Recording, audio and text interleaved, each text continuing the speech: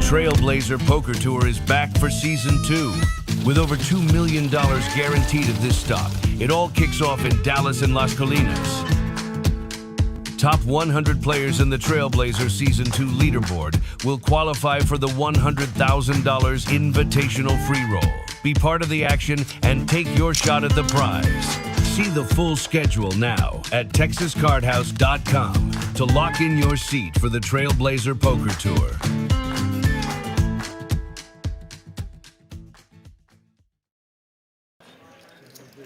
All right, what's going on, everybody? It is another TCH Live final table on a Saturday night. Joining me today is my brother from another mother, Mr. Nick Gwynn. How you doing, Nick? Good, Eric. How are you, brother? Thanks for inviting me. I am doing well. Glad to have you in here with me. Mr. R.J. Dupree is in Oklahoma right now in Norman, watching those Okie Sooners of his take on the Michigan Big Blue Wolverines. So shout out to R.J. Dupree. Hope he's having a good time up there in Oklahoma. Show you what we're playing for today. We've got 10,800 up top. A little short on the entries today, but we still beat the guarantee by about 20% or so. So 36,000 in the prize pool today, about 6K over the guarantee. Ninth place is going to take home 1,080, and then 10X that up top, 10,800 for first. So a lot to play for. A couple short stacks to kick us off, but a lot to play for. And Adam is doing the dealing. Cards are about to get in the air. Hope to have a great time in the chat. Let us know who you're rooting for. Yeah, and first, ADHD Poker, Mr. Cavan, says, whoa, new table. What do you think about that bright orange, Nick? Oh, man, I love it. It's pretty cool, actually. Yeah. It actually makes the Dallas skyline pop out a little bit more. The one thing I like the most, you can see the chips clearly now. It's super clear. Yeah, it contrasts very well with the chips. Yeah, absolutely. Well, we've got a Tink also joining us from all the way over in Turkey. A little bit farther than just across the pond, so thank you for tuning in, Mr. Tink. Thank you, Tink. Turkey. Never been. Yeah. Yeah, we're going. My mother has been. She went on a tour to like that whole region, the Mediterranean, from Greece. Went over to Turkey and a few other places and had a ball. Absolutely. I'm sure. I see just photos all the time of good food, beautiful scenery. Yep. Yeah, but thanks for joining us. 10 out of 10, he says on the felt. Yeah, I'm enjoying this. It's pretty cool. You are a 10 out of 10, Kevin. It's like Tennessee orange. All right, well, there's a familiar face to our final table, Mr. Rod. Another familiar face, Augie. Plays in damn near every tournament we have. A lot of fun. Oh, yeah, Augie for sure. You were saying earlier a couple of these gentlemen are just been running really good. Yeah, Tiger in the 2-seat. Just making every final table you can. Seems like it. It looks like we're going to have an all-in right from the jump here. And I believe we're just going to call him Evenor. Evenor? Evenor. Evidently, ChatGPT tells us we're supposed to say Evenor, so may call him Even, but he is going to be all in first hand and no resistance. Didn't get to see the other card with his 8, I imagine. Pocket 8s. Pocket 8s. Ace 8. Ace 8, pocket 8s. That's what I would guess too. Yeah. Shout out to one of our co-workers, Mr. Minrays, running the tournaments. And, of course, taking care of our live stream dealers here. Got Adam on. Adam just turned 40. 40, big old 4-0. Big 4-0.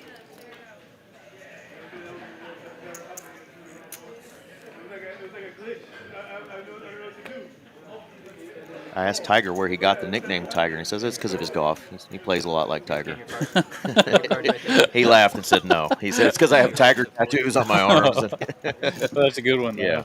He pulled my leg a little bit. Yeah. I'm sure he's a much worse golf player than he is a poker player. Amen. Most of us could say the same. I definitely could.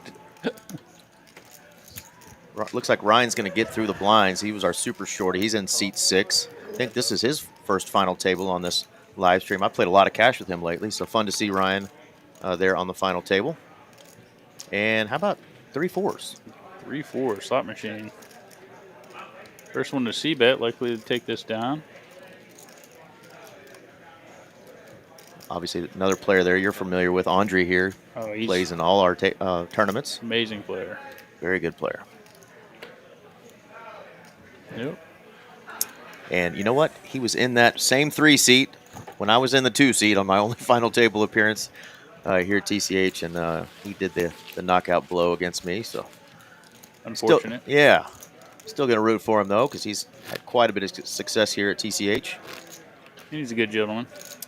So there's a look at our chip leader. Is going to be the 4-seat Duck. Definitely plays a lot of tournaments here as well. Followed by Andre and Evenor there. And seat 8 just going by G. Another player we both have played a lot of cash with, Supa. Yep. Starting to splash around in more tournaments. He's in our 7 seat. Looks like this is his first final table. Yeah. Pitching right there. I'm used to pitching right there. Yeah, all in. All right, Tiger has ripped it. Shoving about 10 big blinds here with Queen Jack suited. Oh, and he runs into it. Oh.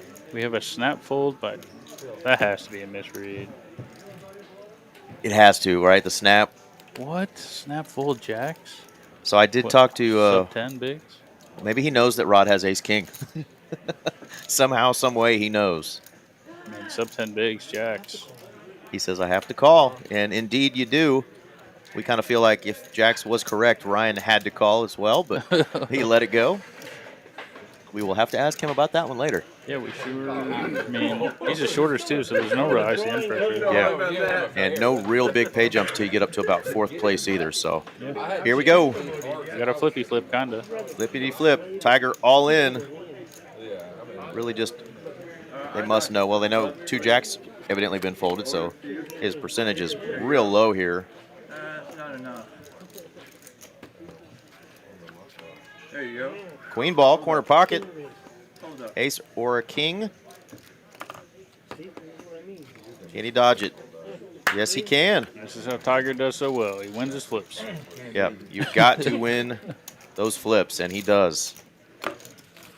Also, somehow, some way, Ryan knew that the Jacks were no good there. Yeah, he would have got a 3-outed. Yep. Free Panda joining us. That is our main man, Johnny Rodriguez. Haven't seen you in a hot minute, man. Where you been? Where you been hiding? And the trash talk in the chat between Kevin and Panda has begun. He says he orders water with 3 limes. Well, he is a little fruity, but we like him. Filtration.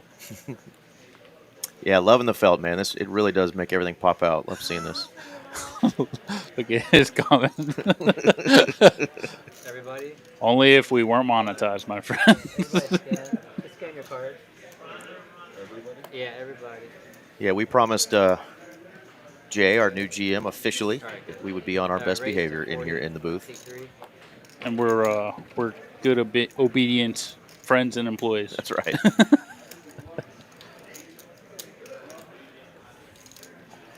What they don't know is our best isn't very good, so we're gonna try. Yeah. We'll keep it entertaining. Our 8 seed, I'm not as familiar with. We'll try to see if he's got any friends or family members that want to give us some info on him. I think this Augie hand plays better as a rejam, but calling here suited is actually okay too. How about flopping top 2? And we got a gutter to a straight draw and over and backdoor flush draw. Probably a peel. Standard C bet. Yeah, no clear draws here. No suited type, holdings, so he shouldn't worry too much. I think you will see Andre probably go for a big bet here. Augie checking to him again. Probably close to 100,000. Maybe a little bit smaller because of Augie's chip stack. 80, okay. Are you ever just peeling a free card here? No, you have to charge the draws and just charge King X, Jack X. You almost never just peel a card here. Okay, so in my head, I actually had these hands flipped, so that now makes perfect sense. Yeah. I had the 2 players' holdings completely flipped in my mind, so that makes sense there. I was thinking it was Augie who had flopped the top 2 there, so No. yeah. Clear spot there. Definitely got to charge those draws with top 2 if you're Andre there. Yeah, and he sized up. I think he just took the stack size into effect there, and it was pretty good sizing. Still get called by Jack X, King X. All right, so 8 seed is one we don't know much about. He's going by G. So anybody out there in the chat who's played a little bit with G, or friends or family members, let us know where he's from or what maybe G actually stands for. I don't recognize him. I've never seen him. Congrats on making a final table. The hairline like that, I don't know. That's why I wear a hat on the final table.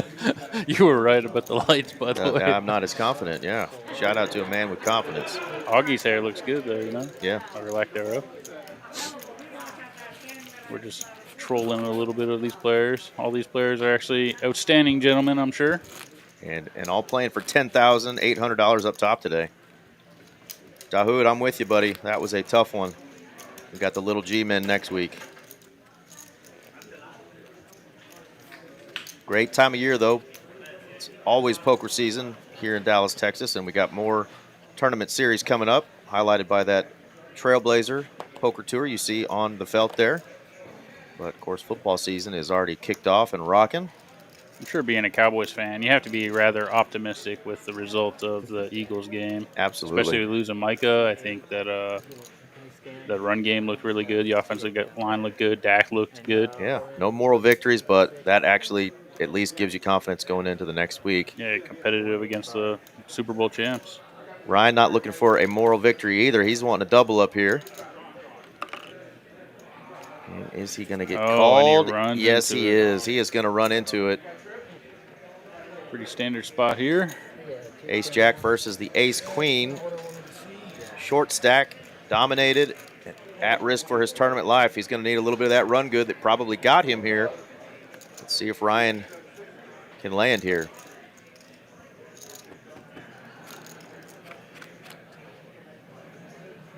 Oh, my, what a Hello. flop.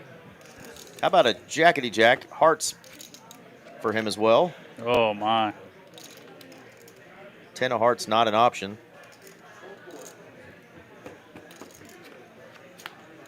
There you go. Nice double up. How about a big old double up for Ryan? Had to get there and did. Absolutely. Little dent to Andrew stack, but he'll be all right. He will be A-okay, that's right. Well, who needs pocket jacks when you have ace-jack and you know you're going to bink one, right? Exactly. Yay for the underdog. Overbet turn 1, 2, 3, 4. I like that name. Welcome to the chat. Thank y'all for joining us on this football Saturday, but of course it's poker tournament Saturday as well here in Dallas.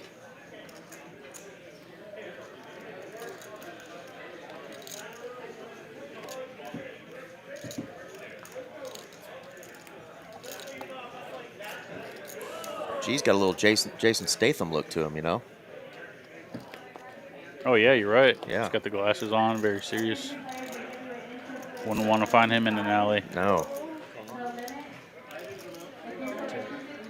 It'd be even better if we get to hear him talk later and he's got that accent, you know? Oh, yeah? I'll take my ball-headed joke back. Exactly. I'm all in. And you're dead. Jacks are hot. Nobody's holding one. You'll probably see Duck make a small bet here if Andrew does not. Yeah, Duck should be making betting range here. And he does. 55. And Andrew has, I guess, a gutty. 5-5. But just going to fold. A gutty that you don't always want to hit. Yeah. Well done there by the Duck.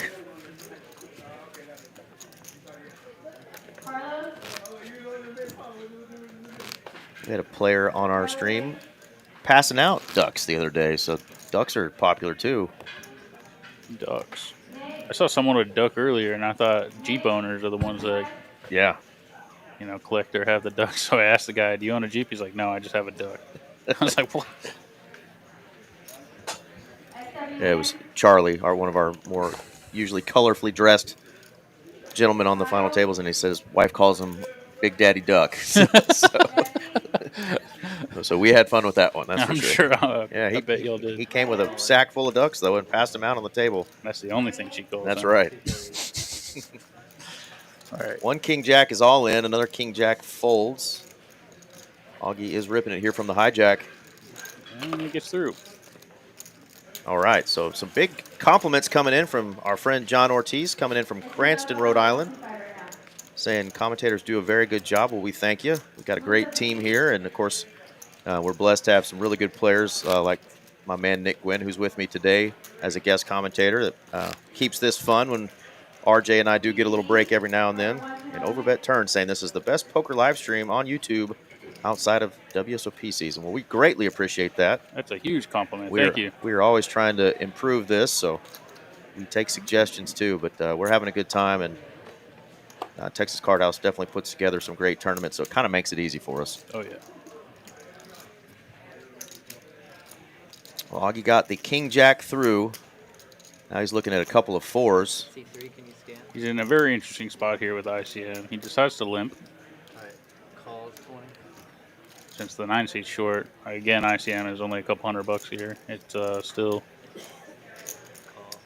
And we did have Andre try to rescan those cards. He's going to do it again. Let's see if we can pick up what that other one is. Something's a little maybe wonky with that card. You see Adam just wave him off like, no big deal. So we have a call. Could be a mystery with a jack, because remember, we Yeah. saw jacks here earlier too. Fold. Check. This is a flop for Augie. Absolutely. He was not expecting to have 3 other people in the hand with him. And let's just go ahead and flop bottom set here. Evenor peels his middle pair, good kicker. Evaluate turn. Dangerous turn card. Yeah, it gets a little scary for Augie. 50. And we're going to probably see a fold. Of course, Evenor is definitely not thinking Augie's holding straight cards here either in the position he's in, but I would think some pairs better than 6s are definitely what he should be thinking about. Yeah, you got to really think about like what bluffs does he have that 7x are usually just already pairs. You have 5-7, 6-7, 9-7. Yeah, betting flop and turn. Exactly. Yeah. So. Yeah, good job getting away from that one there. But Augie is going to continue to climb up a little bit. Rod now, our short stack. Blinds are at 20, and they are coming to his front door real quick, so he is going to need to find something to get it in with real quick.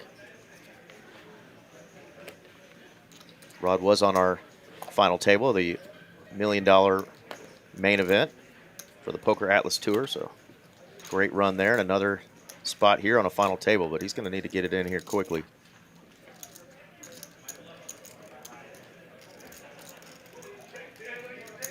Speaking of duck, got a couple of them.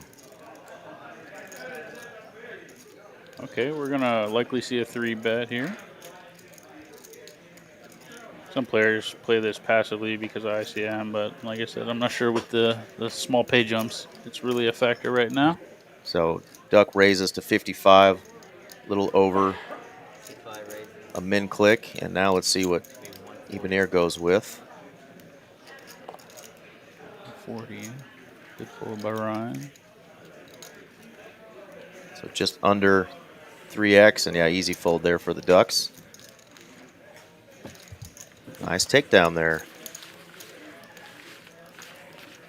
Well, if you're playing cash at TCH Dallas or Las Colinas, reminder, definitely a big opportunity here this month to double up on this. You can buy one of these specials per day, 9 for $99. So you're getting your 9 hours for $99, saving $3 an hour if you do that promotion. Definitely want to jump on that. And if you're like me, you can double dip both locations. There you go.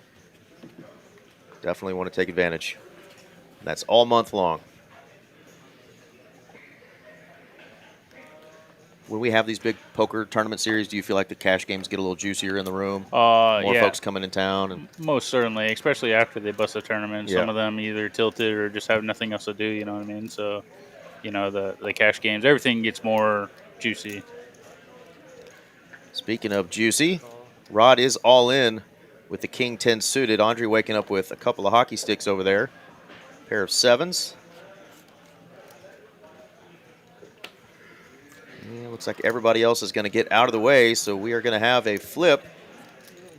Rod's going to be at risk here with a couple of overcards suited. Second player facing elimination. Ryan survived his all-in. Let's see if Rod can have the same result. Andre doesn't want to double up another player. Would be just a small hit, though. Safe flop. Safe turn. Ace is now in play as well. Got counterfeit outs. Oh, how about a full house? And a boat on the river. Full house and a knockout punch there for Andre. That is going to do it for our man, Hot Rod, Mr. Rene Rodriguez. Great job. I know that's not the result you wanted, but he is making a habit of making these final tables. So shout out to Rod there, taking home $1,000 and $1,080 for his efforts today, finishing 9th out of 120. And thanks for coming out again, Rod. We enjoy having you. And keep making these deep runs, buddy. Oh, man, how about that? Yeah, ADHD Poker reminding us about the big Supreme Court win in Texas for TCH in the card rooms of Texas, keeping poker safe and legal. Yeah, we are not going anywhere, folks. So big time news to celebrate here in Texas for this great game that we all love to play. 55, 64.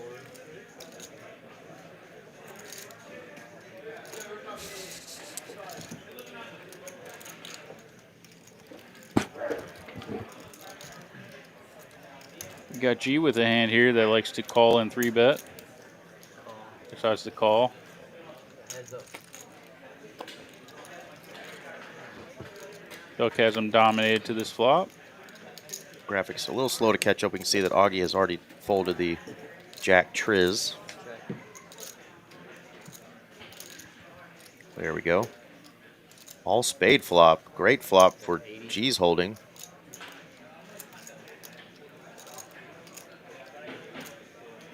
Sorry, guys. We're just catching up with the graphics. Bear with us. Seems like G's hand can do a lot of things. He can raise. He can call. Not much folding we're doing here. He does indeed have great posture. Wow. Decides, though, that he doesn't want to continue. Interesting. Very, very tight conservative fold. Again, I assume that ICM takes a big factor into his fold here. He's up against one of the chip leaders at the time, so. You feel like the one up, you know, in spade there, if it was the king, he may have actually made the call, or he's just folding. You know, he just doesn't want to get involved there. Heads up play, single race pot. I don't think it really matters, to be honest, but I feel like if you're going to go after a flush there, the queen should be probably good enough. I mean, just that's, heads up. You're calling pre-flop. I mean, that's a pretty good flop with that holding, in my opinion. I'm peeling one, bare minimum, but again, I think G is considering ICM big time here, and against the chip leader, he doesn't want to get into a big battle. Yeah, definitely still a couple shorties around him, so doesn't want to get involved. Makes sense. Here is again with a suited king on the button, dominated by two players, but he is going to play the aggressive route. It's interesting that he takes this aggressive line against an O or a limp from a chip leader and then folds the left hand. So I think he's just picking his spots. And did he make it big enough to get through both of these players, though? That's kind of my question. Made it 95.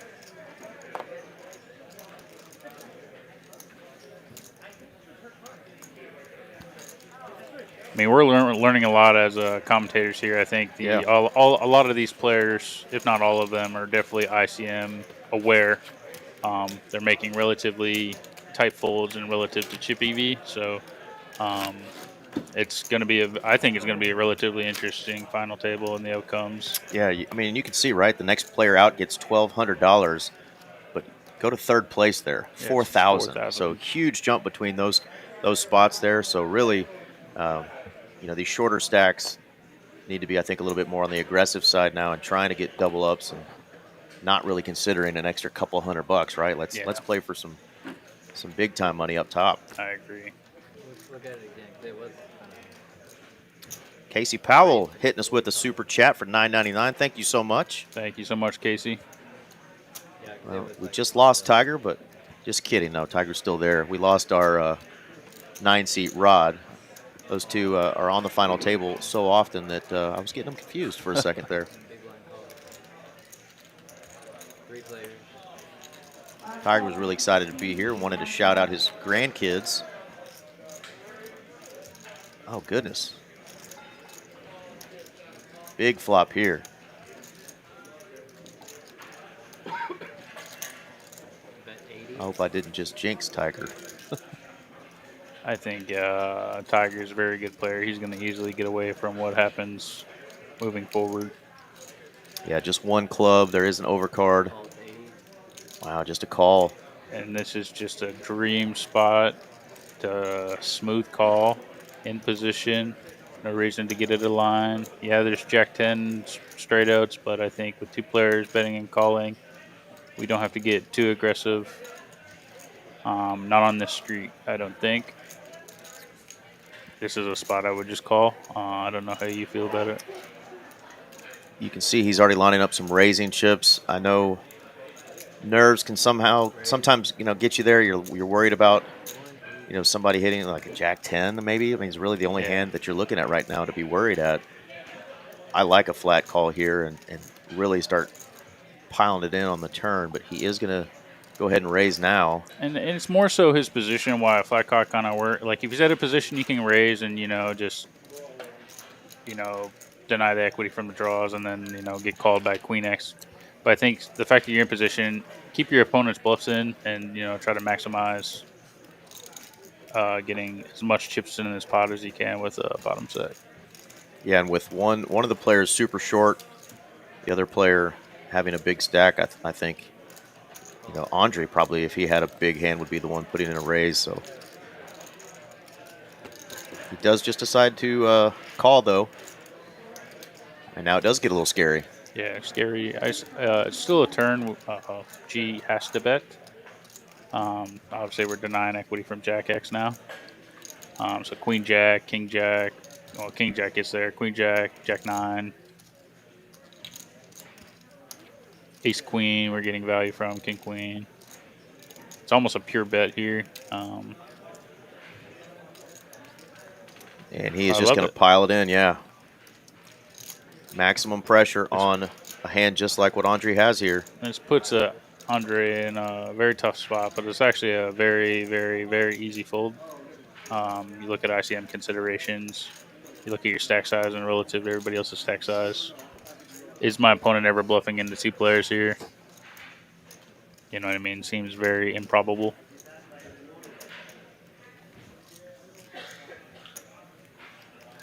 Yeah, sometimes we can hit the gamble button, but like, what bluffs do our opponents have, right? Yeah, that doesn't make any sense. You got raised on flop. You're getting a jam in your face on the turn. I think this is just a little bit of a card funeral here.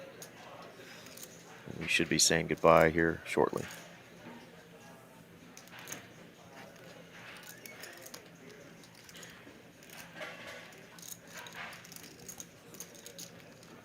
Still a healthy chip stack if he gets away from this. 30 big blinds. And he's a very, very solid, good player. I think he knows he's not going to win the tournament this hand. I think he finds the fold. I don't think there's many bluffs in your opponent's range after he raises flop. So, I mean, the worst hand your opponent has here is Ace Queen, King Queen that you're chopping with. Like, yeah, great fold. Yeah, I'm not really looking at this much like he lost a lot of value with the set of 4s. I know what you're saying there in the chat. You don't get to rebuy in this situation, right? So you really got to charge the max. If he's got like a Queen 9 type holding, you're getting called, and you're going to most likely double up there. So Yeah. I actually like the jam there. You don't want to give him a cheap price, for half your stack. Like, let's just get it in now. Yeah, the reason the call is better on the flop is you want to keep, since there's 2 players in and you're in position, you want to keep your bluffs in. So, like, whatever player decides to bluff there, you keep that as a potential, and then you can start raising turns when, scare cards come in. And that was a scare card. So it certainly was. Got to deny equity. Yep. Make it big there. There's a fun hand here. Let's see what he wants to do with it in a final table spot under the gun. He does raise. Are you keeping your range pretty open if you've got a good chip stack with hands like that as early as under the gun? Or are you letting a lot of these go? With how this structure is, this I would be opening. If ICM was more relevant to payouts of the 8, 7, 6, 5, and their bigger jumps, this is actually a fold. I think your ranges become more showdown heavy and condensed. But with a $200 pay jump, I think this is perfectly fine. Well, he does face an all-in. And he's just going to fold pure. You think so? I mean, I don't. If you want to hit the vein and call, sure. Yeah, I mean, tap the vein. Some people love this hand and just run it, but It does let it go. There you go. All right, all in for Tiger works. Yeah, if he wasn't amongst the chip leaders, like these shorter stacks can't really open that hand. So someone with like 400,000 chips, you know, I mean, you shouldn't be opening at 8, 9. It should be a fold in the pure.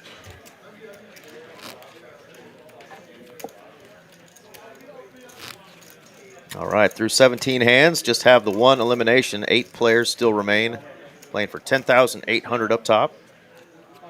Got our man, Mr. Adam, doing the dealing tonight. Brand new felt, bright and orange, for that Trailblazer Season 2 tournament coming up. And that big 4-0 for our dealer, Mr. Adam. Congratulations, buddy. You've made it. You made it to 40. I'm sure him of all people are surprised. And look at the guy, right? I mean, he looks like he's 20. Oh, he definitely Does looks. not look like a middle-aged man. I'm sure if you look at his high school photo, it's very, very. He hasn't aged much. No. Uh-oh, Tiger all in again. Forgot to turn the all-in button off. This time does wake up with a pair and gets a snap call. So we got a couple of the shorter stacks gonna battle it out here. Augie would be left crippled if he loses this hand. Tiger all in for 315.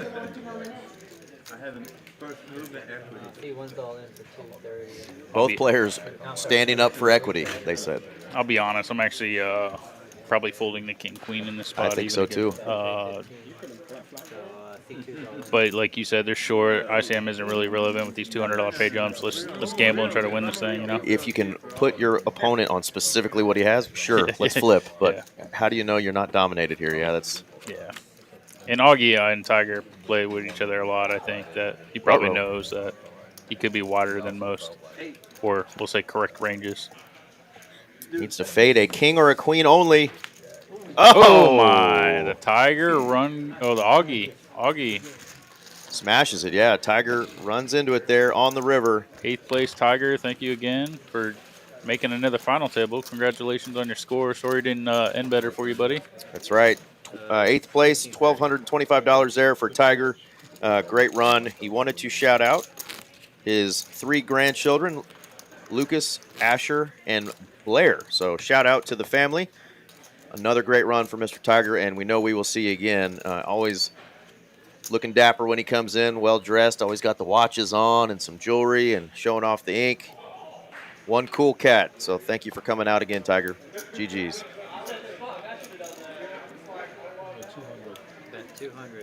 Hate to burst the bubble, but Mr. Augie was on the final table with me last night in the Friday tournament. Heck yeah. Yeah, I believe he got 4th place. So looks like he's running hot as well. Nice. Back-to-back final tables for him. And going to find himself in another spot here with pocket 9s. He opens, and Duck has the old Mitchapalooza hand, Mitch Lloyd's favorite. The same color pocket 10s. So the reason this is super close is he already has 200K in this pot. So it's very, very hard to find a fold here. Yeah, you can consider ICM, obviously. We've been talking about it the whole time. But with 200,000 chips here, I think we can find some folds.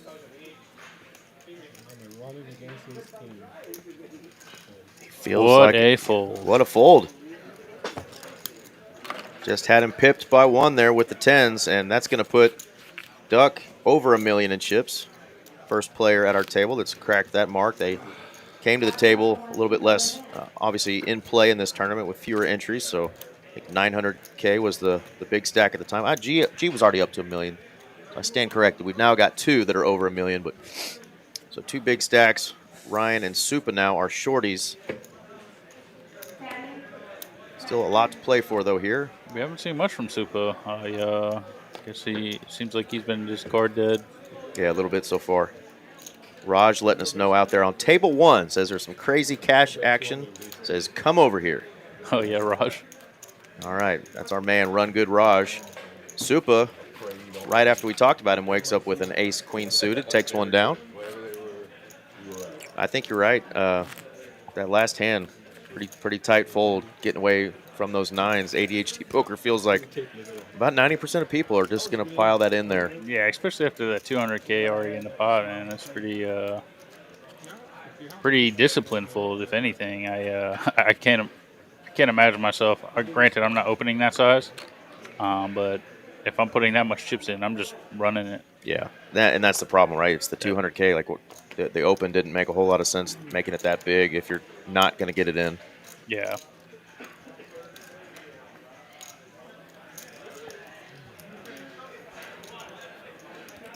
Yeah, Super's just getting killed by the deck here. 6 deuce off. Yeah, Casey Powell saying, man, I thought they were going to run that twice. If only you could have that as an option one time in a tournament. Like you get your one time, that we all ask for all the time. That you get an additional turn and river or whatever you need. Yeah, I'm not using that in a $300 buy-in though. 100%. Heck, people want to run it twice for $60 at the 1-2 tables, and it's just like, come on, man. When you turn 21 or of legal age of gambling and you play poker, you should have like one chip, a golden chip, that any time, any casino, any poker room, you can have your one time. You play it out, you get to run one board twice in any tournament or cash game, no matter what an opponent says. That'd be sick. Gee, playing a little tricky here. May end up working if we get a king high flop. Get Jack 10 instead. Still playing it sneaky, and of course now Augie's like, okay, you must have trash. I'm gonna start putting some chips in here. Now you've kind of let your opponent take control of the pot, though. After seeing what I've seen, I would think he's folding here, but you are top of range. You played this very conservatively. Let's see if Augie finds a double barrel here. If he does, it's pretty impressive. I think both players shut down. Check, check. Yeah, that's a scary card for both. Ace high is going to be good. And Augie shakes his head at what could have been. King and the 8 are both pretty important cards there. That is a pretty good holding to use as a double or even triple barrel bluff, but when you only have 360K in your stack, it's really all in. Or there's the big problem is not betting the turn. I think if he does bet river with any relative sizing that isn't all in, ace high might call. But if you go bet, then it just seems a lot stronger. You have jack or 10x. And it's really to. Sorry. No, I was gonna say there probably were a couple of smaller sizings he could have gone. He didn't have to jam to get away with that bluff there. The king's a more relevant blocker of the king jack, king 10 versus the 8. Obviously, there's both straight blockers, but straight blockers aren't relevant on a double paired board, I don't think. Yeah. 60. All right, popular hand, 7s floating around, and now Ryan for sure has the jacks this time. We weren't sure about the last time. We thought he may have folded them pre. He is ripping it now. Augie just folded jack 7, so 2 red jacks. Andre, again, we're having trouble getting a card to read out of that 3 seat. It's a pretty fast call from 7s. It's interesting. Evenor has been showing very solid, disciplined play. See him just flick it in here with 7s is interesting. We've seen 1 7 for sure folded, the jack 7. So unless he gets some straight or flush cards, he is drawing pretty thin here. Looks like his spade outs are live, and well, this is a pretty interesting flop. Oh. Uh-oh. Uh-oh. Any 9, any spade. 9 or spade picks up a lot of additional equity. Oh. Ooh, black card, but it is going to be safe for Ryan, and another double up for Ryan, who now goes from our short stack to middle of the field. Middle of the field, yeah. Almost 600K now. He's about tied with Andrew now in chips after starting the final table short. So Augie and Supa now are short stacks. Blinds are up to 15, 30, and 30. So about 12, 13 big blinds for those two players, respectively. From what I've seen and just playing with Augie a little bit more than Supa, we're going to probably see Augie get this in pretty light on the button, pending a raise with 10 big blinds. See? There you go. King 5, good enough for an all-in, and takes down the blinds. Great play. Absolutely. Great job there, Augie. Chipping up here. ADHD Poker is disappointed that we haven't said smash the like button yet, so here we go. Smash that like button, folks. There's about 102 of y'all watching. We're streaming on YouTube, Twitch, X. So definitely share with your friends and family or your poker buddies. Let them know we got a great live stream going. The only reason it hasn't been said yet, ADHD, they were trying to prevent me from saying the word smash. That's right. Yeah, you never know what you're going to get from a Nick smash.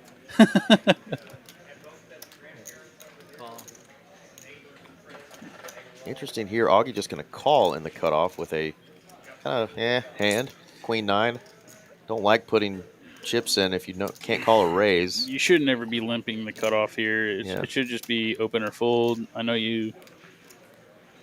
Because now what do you do? It's just pure fold. It's like you're just more benefited on shoving this in than you are limping.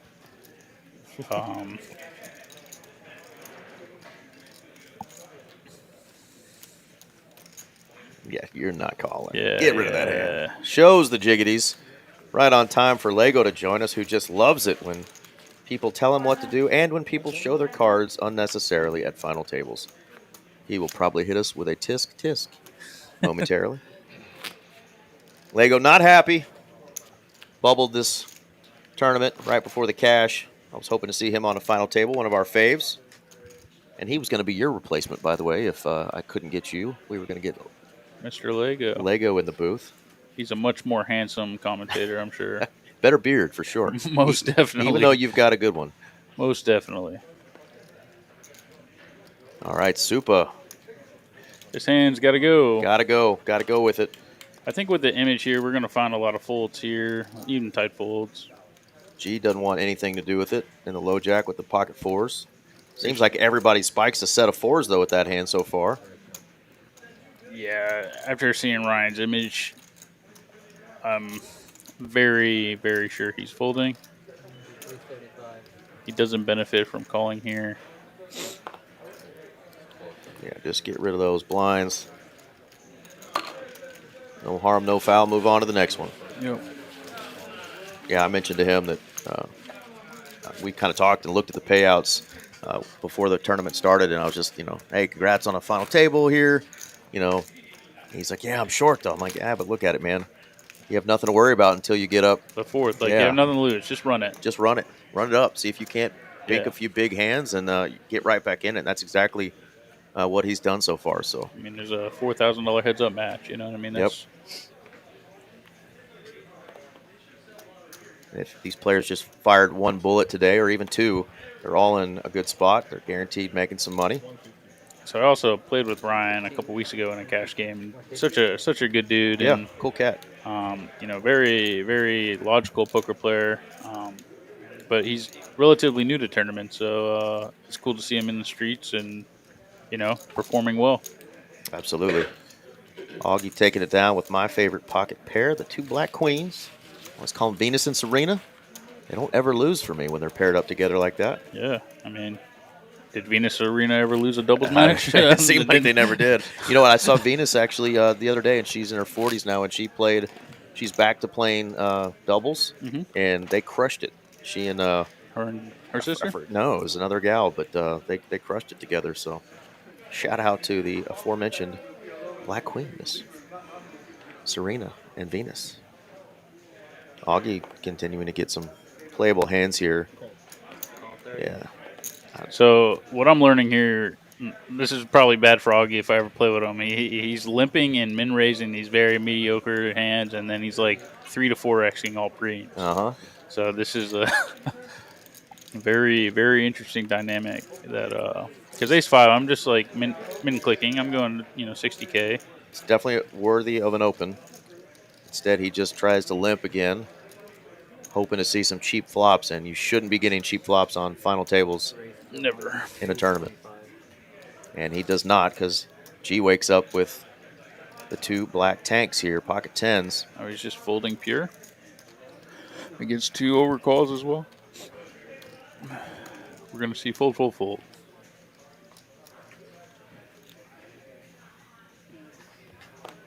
Yeah, that is no skinny rabbit that G has put out there. 225.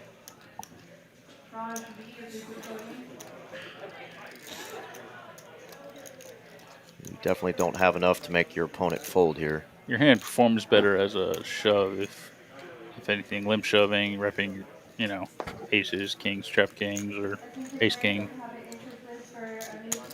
Fold, fold. You're going to see Ryan likely fold as well. He's in position in a hand that doesn't flop well.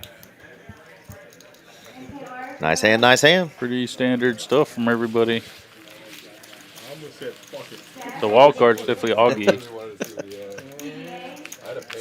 Augie. So everybody really wanting to see what G had. I heard Augie say he almost said F it. I think he did say F it. Yeah, and then Ryan said, yeah, I really wanted to see what you had. Well, guess what, guys? You're going to have to pay to play with Mr. G. He had the real hand.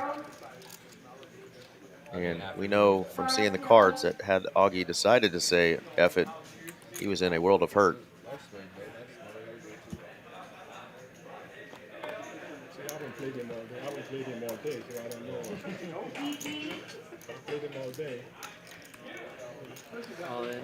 See, this is a hand I tend to struggle with here. He has about 390. 12 big blinds. I like to limp or min click this, and then when faced to aggression, we can kind of decipher whether or not we shove our hand. Also because it plays good post flop, and sometimes like you're only getting called by better, like king queen's not folding, 9s aren't folding, jacks aren't folding, 10s aren't folding. Those are the spots I find like very flip floppy for me. Are those suited Broadway gappers? Out of the hijack there, yeah, more 7-handed, so maybe that hand feels a little stronger than it is. But I definitely, if you're gonna play at all at this point with hands like that, then just go with it. Go with it. Take the aggressive route. We've seen the limp strategy a couple times now for Augie just not go in his favor, and those chips count. All those chips are worth money.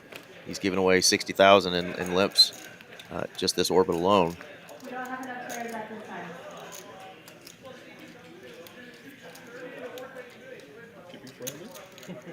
He says, keep it friendly. Huh. Andre, how do you feel about friendly? He says, I don't do friendly. I'm playing for 10 grand. He's high in there.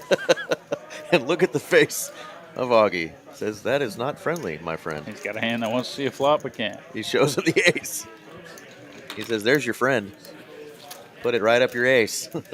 I would have shoved him the deuce. Exactly. Yeah. We're flipping, buddy. Here's the deuce. Drop the deuce.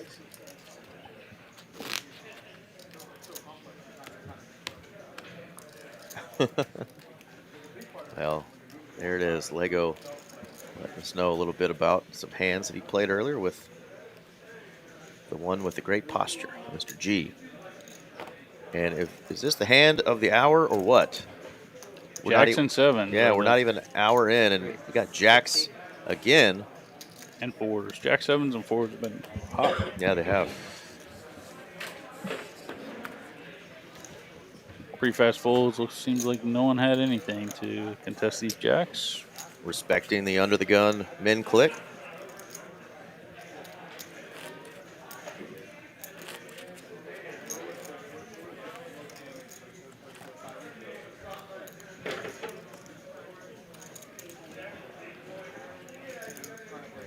I swear, I'm just like mesmerized by this final table color scheme now.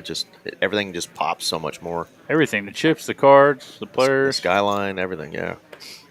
Super bright. I think this might be my favorite felt since, actually probably my favorite felt of all. You know, the last 3 or 4 years that I've seen. That queso yellow kind of grew on me a little bit, but it was just a little too, I don't know, just a little too weak. This really pops. Yeah. Here we got a button raise from Andre. Just up to 60,000, and now Evenor in the big blind. Just performed well at a rejam and against a button raise. Button open is very wide.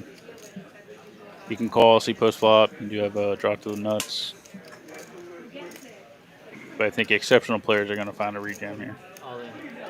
Great rejam. Great rejam, yeah, absolutely. Up against another ace, you don't want to see flops, so let's just see where we're at here. Now, if we're against like a under the gun or a low jack range, it's probably not a shove, but against a button, oh, absolutely. Yeah. Just run it. ADHD wanting to bring back the rabbit cam. Yeah, we've had a few hands on some of our streams where, man, there would be some spicy cards that could totally change the dynamic of tournaments. So seeing those rabbits would definitely be fun.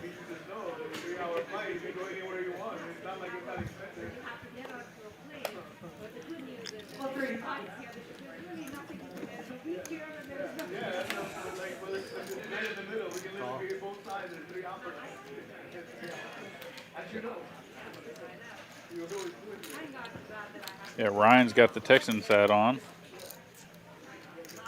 Told him that was the only acceptable Houston hat to be wearing. I'm a Colts fan. I'd rather light it on fire. True.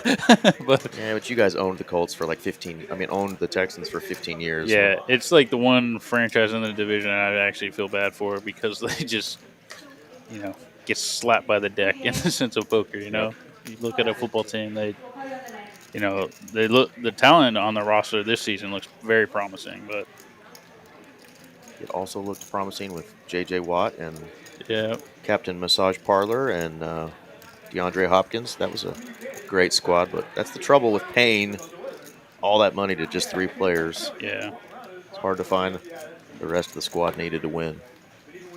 Ryan in a spot here, knowing that he could be getting picked on, but yeah, doesn't feel like that's good enough. He does get shown the 4-5 in a grin.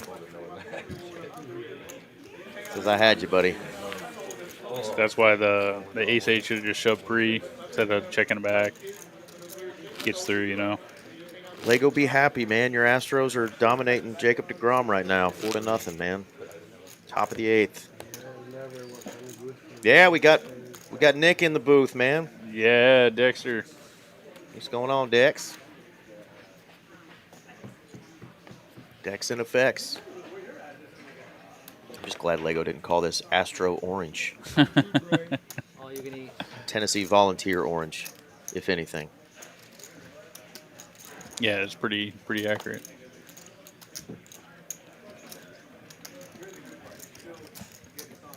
Supa. Not feeling Supa about that one. We got the double down hand. Yeah. Well, if you're just joining us, wondering what we got going here today, what they're playing for, we had 120 entries today at a $360 clip. Guaranteed 30,000. We eclipsed that by just about 20%, so a little smaller field than we're used to, but still a nice Saturday one-day event with $10,000 up top. So quite the ROI on that investment, especially if you got here via one bullet.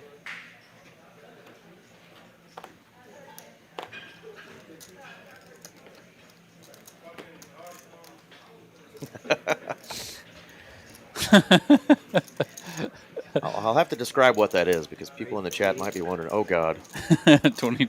What does that even mean? No, 3 of us would not be wearing banana hammocks on the final table.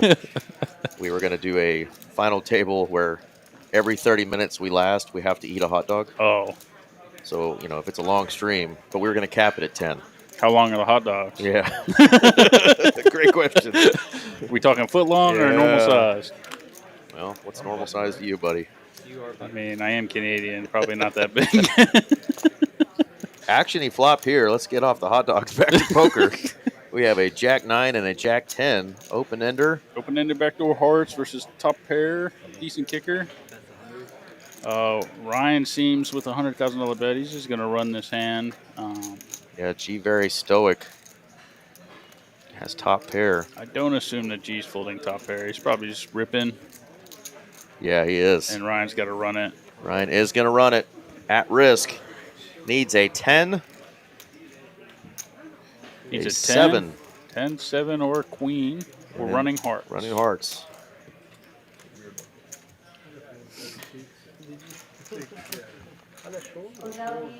All right, Ryan at risk for his tournament life once again. Needs some help. 10, 7, queen, hearts. 10 in the window. Hello. Now we chop with straight outs. No chop. Ryan. Ooh. He is the eye of the tiger, the survivor. Cannot get rid of him. He takes it down.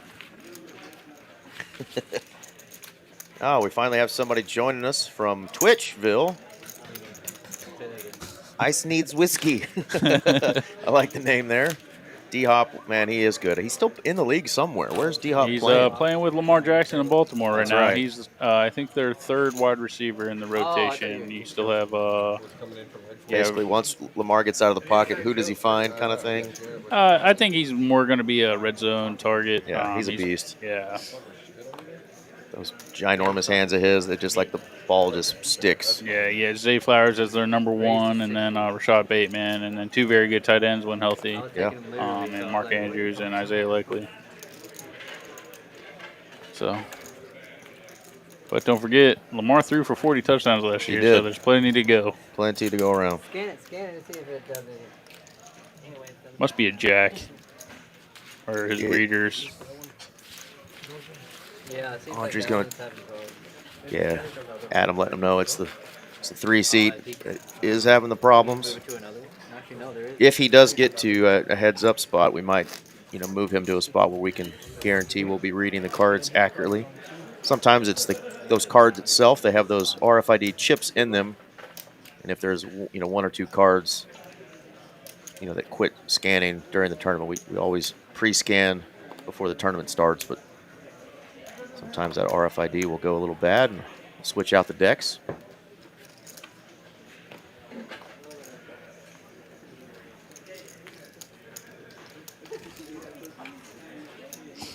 I just remember the story about DeAndre Hopkins' mom, how she went blind because she was assaulted by somebody, which hopefully the person is in prison for the rest of their life. But yeah, threw the acid in her face and blinded her. I remember when he scored his first touchdown, he gave her the touchdown ball. Yeah. Really cool to see.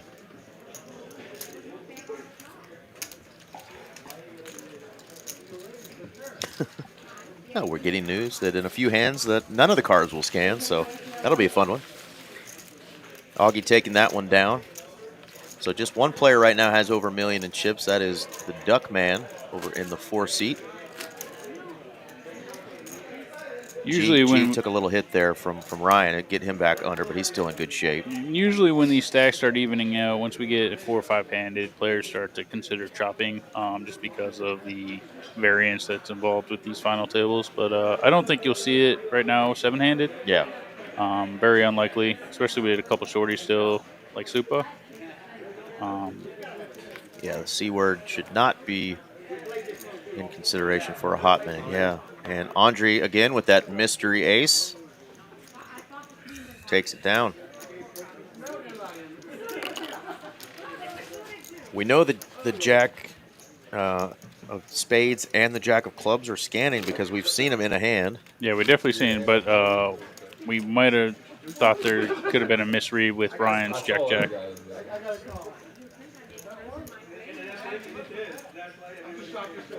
I'm saying, honestly, I don't even look.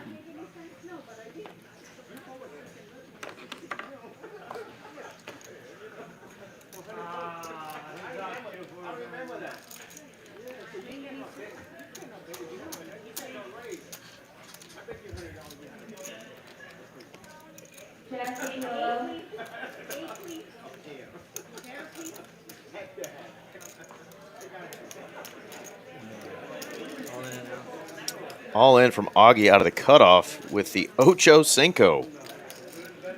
Not one you normally see, but he's going to use his position and take that down. A non-traditional play gets through. I'm not sure that's the correct hand class to do that with, but it worked. It worked. But if we learned anything from this stream, Mr. Augie is not traditional in his poker play. Amen. And yet he's still performing well. So Cut card right there. Yeah, it blends in. Blends in. It blends in. Yeah, the cut card is there. So they are going to switch decks, see if maybe that will help. Jedi Master join us, and speaking of ducks, oh phooey, how y'all doing? Suffering succotash. You're doing fantastic, Jedi. Wow, Supa was down to just 9K at the 4-8K line level and tripled up, and now has spun it up down to the final 7. How about that? what a spin. Clearly making our brother happy in the chat.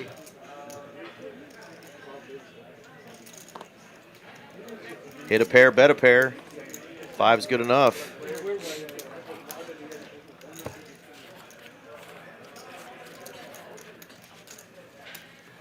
Yeah, blinds are up. So blinds are up to 20-40, and Supa is in the big blind right on that level increase. That's going to hurt him a little bit. He's going to have 80K of that 300 in play this hand.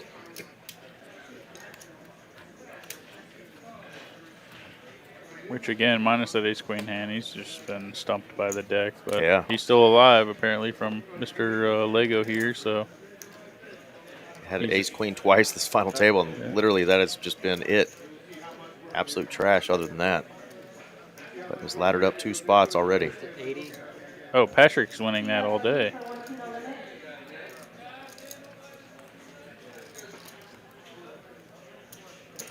Speaking of ace-queen, Ryan's just going to call out of the small blind.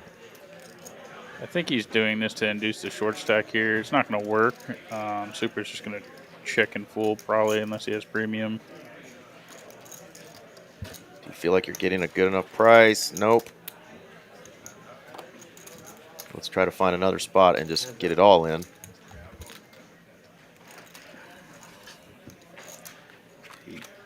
Without shorty woods, you just are hoping for more showdown value and Sometimes you just feel like flopping the nuts or effective nuts. the effective nuts for sure. You can't say the nuts because the chat will go off. Like, oh my God, it's the 3-6 and the 6-8 of hearts. But yeah, in this case, we're just going to call that the nut flush here. I'm never raising.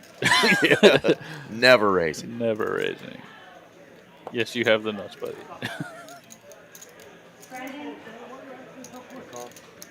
There you go. Go ahead and fire another bullet out there, he's thinking. He's going to dial up Deshaun Watson on how to play the nuts. Check.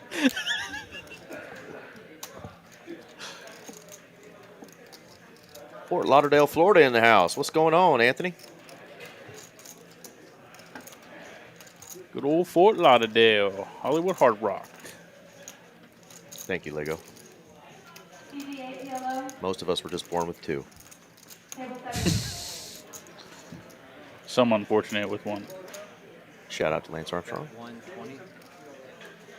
And yes, this is going to work for Ryan. Gets Andre to put more money in, and now Andre's going to be left with not very many big blinds. Here's the problem with this. You have to shove here because you want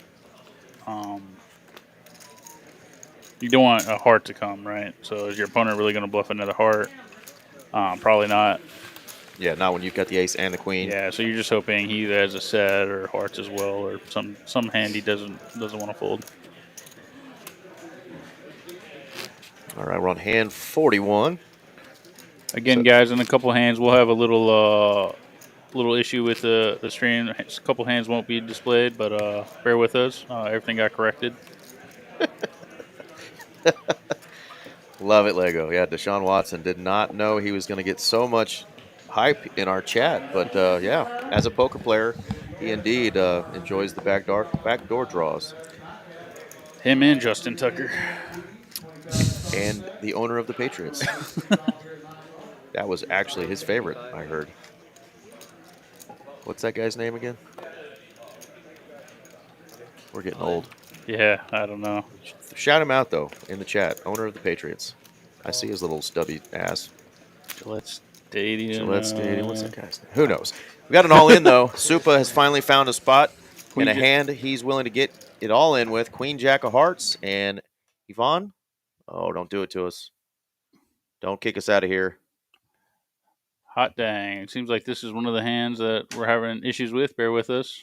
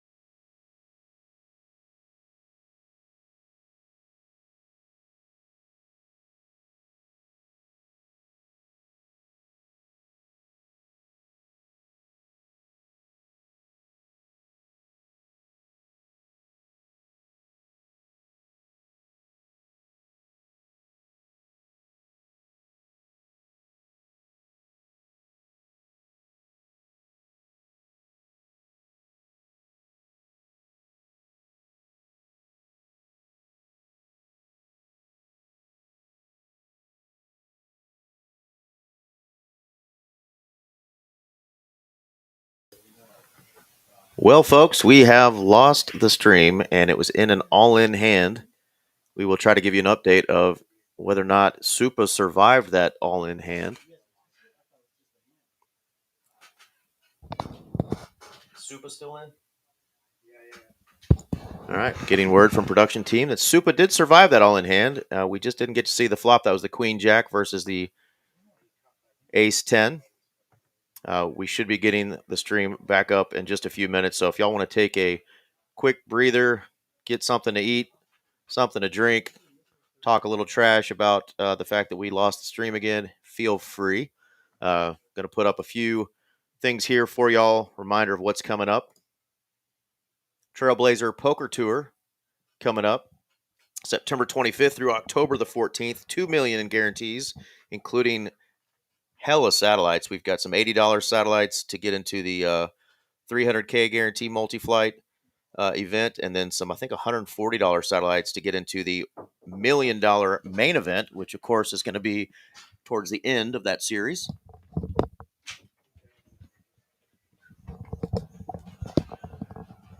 Some of those events are going to be those super fun aggro all-in or fold events to get you into that main event. But, yeah, the main event's going to be a $1,200 buy-in, so obviously much bigger buy-in. A lot of people are going to want to try to get in via satellite.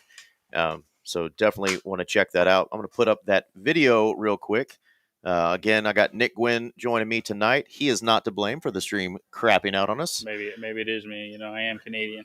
Good news is we've got a crew of folks that are going to be coming in on Monday to try to rewire all of this stuff to figure out exactly why we've kept losing some of these streams. But we apologize. It's embarrassing for us, and we love that you guys keep coming back to give us a shot. And we really want to get these tournaments and cash games that we have really cranking and make it enjoyable for you guys. So thanks for putting up with us as we go through a little bit of growth here and fix these technical issues. But I'm going to put up a quick video to remind you guys what's coming. The Trailblazer Poker Tour is back for Season 2 with over $2 million guaranteed of this stop. It all kicks off in Dallas and Las Colinas. top 100 players in the Trailblazer Season 2 leaderboard will qualify for the $100,000 invitational free roll. Be part of the action and take your shot at the prize. See the full schedule now at texascardhouse.com to lock in your seat for the Trailblazer Poker Tour.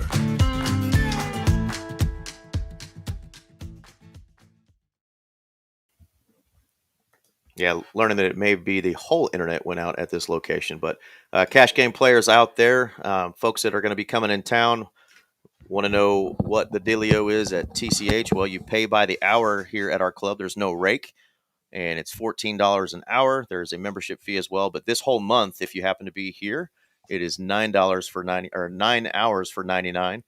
And that gets you, $3 off every single hour. You can buy one of those specials per day, per location. So definitely take advantage. The two clubs are literally like 10 minutes apart, so you can double up, on your time there and save quite a bit of money. You definitely want to be, if you're a player that really looks at your expenditures, while you're playing and wants to keep it profitable, this is a great time to up your hourly rate by lowering your hourly pay. Yep. And let's see. So that event, like I said, is going to be the start of the Trailblazer Poker Tour, starting here September the 25th through the 14th. Going to be a great event. It's actually going to come back to us at the start of next year in February of 26, but it's going to make 6 stops at all the clubs throughout Texas. So some great opportunities. Over $7 million in prizes were given away last season. Did you play in a lot of the Trailblazer events? I did. Did you have any success? Little success. Okay. Not a big profit of the series, but I had I think 4 or 5 cashes. Okay, nice. Small buy-in stuff. Nothing, no deep runs or anything. No. No runs like this gal right here. Oh, Miss Mallory, what a run was she on? Yeah. So last year, in this very event that's coming up, the Trailblazer Tour, she decided last minute to buy into the main event, and I think last year it may have been $900 or something. $800. Yeah. So it was a cheaper buy-in, but she decided last minute to play in that, and she got into a heads-up battle with our good friend Zach Barron, and she took that monster down for $211,000. One bullet, $800 turned into $211,000. And I don't know if you guys watched this recent Poker Atlas Tour final table. The two guys that we had on there, the guy that won, I know, had only like 3,000 or 4,000 in his tournament winnings in his career. Well, now he's got 204,000 just off of that one event. So that's all you got to do, I hear, is bink a big one to really up your street cred and get that Hendon mob up there, because that's what everybody looks at if they want to know if you're a good player or not. Of course, there's a lot of people that don't play a lot of tournaments that don't have much in their Hendon mob. Doesn't mean you're a bad or good player, but as far as in the tournament streets, that's where everybody wants to look to see, what kind of stats you got. And to most of us common folk, $200,000 is life-changing money. Oh, so, absolutely. I know if I won $200,000, it would significantly change my life. With taxes or without taxes, that's going to change a lot of people's life, because it's what you do with that, right? I mean, can you retire on that? No. Yeah. But can you turn that into something, some investments, change your life, whether it's pay off debts, go to school, whatever. That's a big chunk of change. And for anybody, the fact that you can get an ROI that big off of an $800 to a $1,200 buy-in, 250x buy-in is crazy. Exactly. The two guys that played in that Poker Atlas Tour, series main event that we just had, they had the option of playing that sucker out. They decided to chop it almost even at 200 and 194. So I mean, why not? I think all four, the final 4 players, all made over 6 figures, and then those final 2 both made almost 200K, plus the badass trophy, the street cred now, and a $2,200 extra incentive for to go down to Vegas. Poker Atlas threw in a little bit of an extra thing. They've got a $2,200 event coming up in December, so the winner Michael is going to get that as well. And Jacob over there in the production team is letting us know that his life is about to be changed because he bought a $1 billion lottery ticket, several of them. Let's correct this. Nearly $2 billion. Nearly $2 billion. He has guaranteed both you and I that he will be giving us $100,000 in cold hard cash. Oh yeah. Tax free. So appreciate that, Jacob. Thank you very much. No sweat, off of that kind of money. But yeah, we are going to get this stream back up and running in about, I think, 10 minutes. So anything you guys want to say, whether like the Bogey Pepper talk trash, shoot it at us. We can handle it. I wanted to give you a fun fact earlier. I heard you were talking about the all-in or fold tournaments. Okay, hit me. My first ever Hendon Mom cash was an all-in or fold tournament. Was it really? We chopped heads up and played for the trophy. I had a 3-1 chip lead, and I lost the damn trophy. First ever cash. Nothing changes throughout the whole tournament. It's an all-in or fold every hand, Correct. right? You have no decision other than all-in or fold. Well, it seems like a lot of people we play with in these tournaments regularly are just all-in or fold They're players. professionals already. They're professionals already. Well, starting out that week of the 25th of September, you can get in the $300K guarantee via an $80 all-in or fold tourney. There's a couple days of those, and then there's going to be some of those all-in or folds, I think, for $140. So a lot of satellites in that event.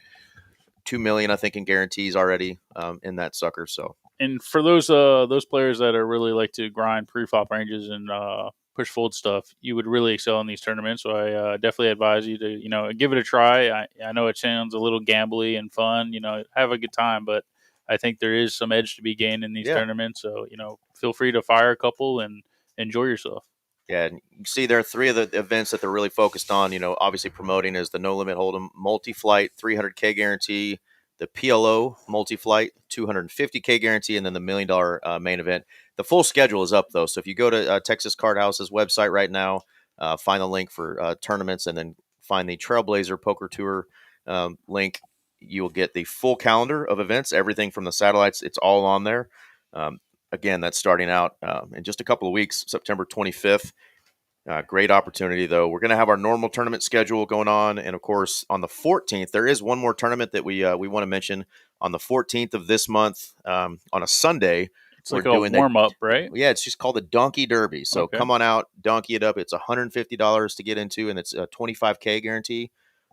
Any tournament, with that kind of buy-in, we're going to get hella buy-ins for that. So it's probably going to end up being closer to $50K, I would think. It's going to be the end-up guarantee, if not more, because the people that are used to playing in the $30K guarantee for $360 and they're firing multiple bullets. Well, guess what? Now you're going to have the people that are not comfortable firing multiples. They're going to fire multiples. So similar event. I think it's going to get huge. Yeah, similar event we just had for the Poker Atlas. I think it made almost $75,000. Yeah, $150 buy-in, $25K. And that's going to be this 14th, Sunday the 14th at noon.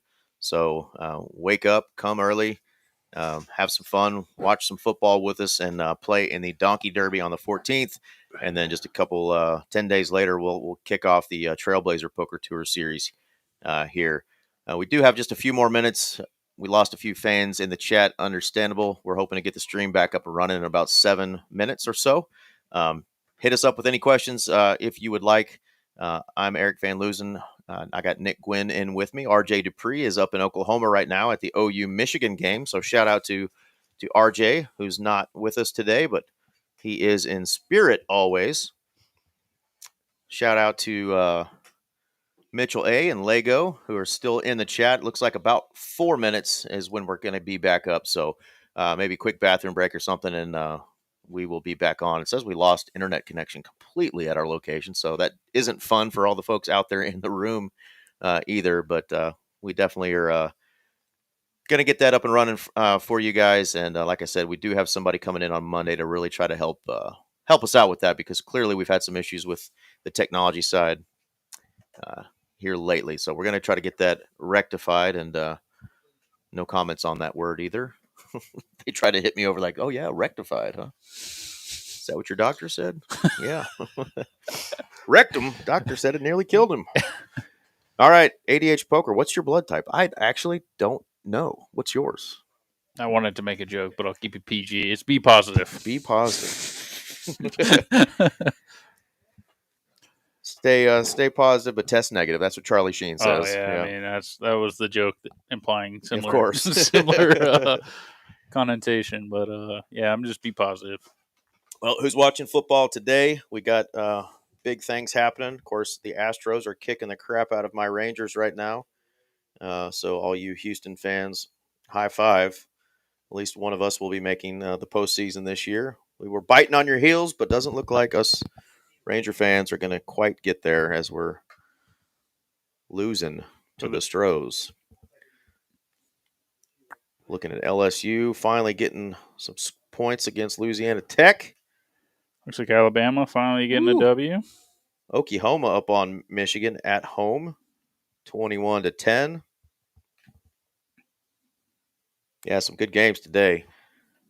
I know there's quite a bit of tournament stuff going on too on Hijack. So if you guys haven't played on the app recently, remember you can come up to TCH and deposit some money on the Hijack app and play for fun there. Definitely check out the satellite tournament options on there. And they're also running very cheap satellites to get into all of these events coming up for Yeah. the Trailblazers. I think there's a $66 buy-in and a $125 buy-in into the main event.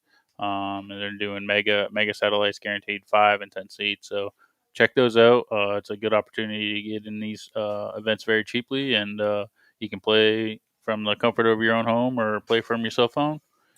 And transferring money is very easy. You can do it at our cage here at TCH Dallas or any TCH location, and you can retrieve any tickets and or money the same way. Also, a spot I've heard of a lot of folks doing this too. If you come in and play a good cash session and you don't really feel like leaving with all that cash on you, guess what? You can actually deposit that into your Hijack app for no fee and keep it there until you want to come back and retrieve it all. So that's the great thing about that too. It's kind of like your little poker savings account. Hijack app can be used for that, and you don't even have to play on it. You can just pull money in and out of it with no fees whatsoever. So pretty cool deal there. All right, so we should be about just a minute from getting this thing fired back up for you folks. Again, that's what we're playing for, 10,800. The next man out will get 1405. So they've all got just under 1,500 bucks locked up. A lot to play for. I mean, really that big. There is a good $1,200 jump between 7th and 4th, but that real couple big jumps comes between really, fourth, third, second. Yeah, those jumps get big. And again, this is a $360 buy-in tourney. A lot to play for here. Well, Nick, your accent came out a little bit there. You said the word out. Yeah. So remind us where you're from and how you got to Texas and how you got into Texas poker. Long story short, I was born in Nova Scotia, Canada. Nova Scotia, eh? My mom met a guy, married him. We moved to America when I was a young boy. I think it was 8 or 9 years old. I lived in Indiana, Fort Wayne, Indiana, for about 5 years. That's how I became a Colts fan. I did elementary school and middle school in Fort Wayne, and then we moved to Blytheville, Arkansas, which is northeast Arkansas, about an hour north of Memphis, Tennessee. And that's where I went to high school before joining service. And poker? Poker. So I picked poker up in 2013, taking all the Marines' money. As most of y'all know, Marines know to run fast, shoot straight. They're not very bright. So I was fortunate enough to win a lot of Marine Corps poker tournaments and cash games, and then my ego got the best of me, so I went to Vegas with $20,000 and found myself losing $20,000 in 3 days. You made your way to Texas, and we're very glad that you're here because you've been a good friend and somebody fun to play with, and obviously a great guest in here in the booth. And perfect timing now that we got the Nick Gwynn story a little bit. We've got one of our favorites, Andre, all in. Action is back. Andre all in with an ace-6 and is going to take that down. Much needed chips for Andre, who is getting super short. And we do still have 7 players. So we left with 7. We're back with 7. We had a Supa Ryan all in, and I believe Supa did double up from this all in. Supa had 220 at the time too. So now he's really 3x'd what he was at. Yeah. So again, we're sorry that you guys didn't catch that hand, but again, we still have 7 players left.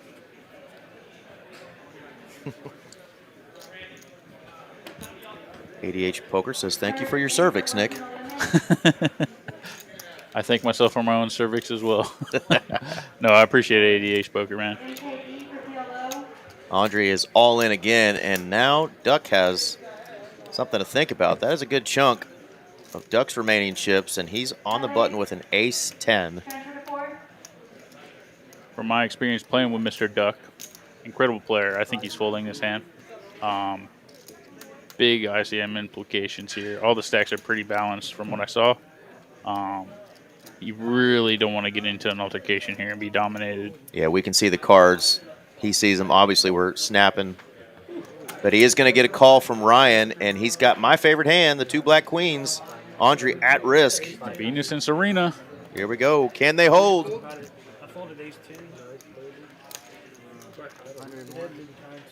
Andre loves hearing the guy next to him say, "I folded ace-10." Yeah, that's the worst feeling in the world. I hate when players expose that when I'm in.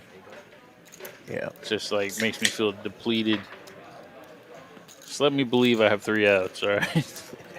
Let me believe it. Hearts are live. Needs more than just a4. 2 aces remain. Can Andre get the double up? Ryan is hoping he can knock out a player here with the 2 ladies. All right. Now, added outs. We have a 6. Oh, Okay. a 4. Hello. 4, 6, or an ace. Queen or a 6. No. GG's, Andrew. Oh, yeah. I was thinking he hit a set of 4s. No. Oh. GG's, Andrews. Thank you for playing. Congratulations on 7th place. Ryan, congratulations on coming to this final table and being now a chip leader. Andre adds another $1,400 to his 9 gazillion cashes that he has. Great tournament player. Great run, Andre. We'll see you again. We know it probably next weekend, the way he runs on some of these. When he starts making final tables, it seems like he's on there for 2 or 3 weeks straight. So great run, Andre. We will see you again. And Ryan, now our chip leader. Big chip leader, too. That was a big pot. 1.57 million now in Ryan's stack. Now, this is if we'll be able to tell whether or not Ryan has played tournaments. He will get to put max pressure on these middling stacks now that the pay jumps are actually starting to mean things. Yeah, next hand he'll be on the button too, so that'll be a great opportunity for him. Watch this spot. If Ryan has some type of middling holding, he can just max pressure Evenor. Obviously 5 deuces, isn't it?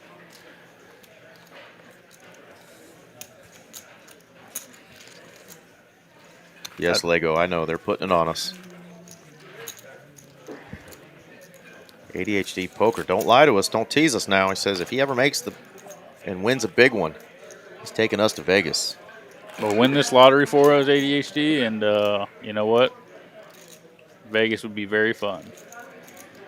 All in Evan joining us, saying he's going to try to make it out for the Trailblazers. Drinks on you, boys. You're asking the 2 gentlemen in this whole room that don't drink. The 2 sober guys. I mean, we'll buy you a drink. Yeah, happily buy you a drink, Evan. Especially here at TCH Dallas, where the beers are free. Beers are free. Complimentary beverages. And I'll even let you tip the waitress. That's right.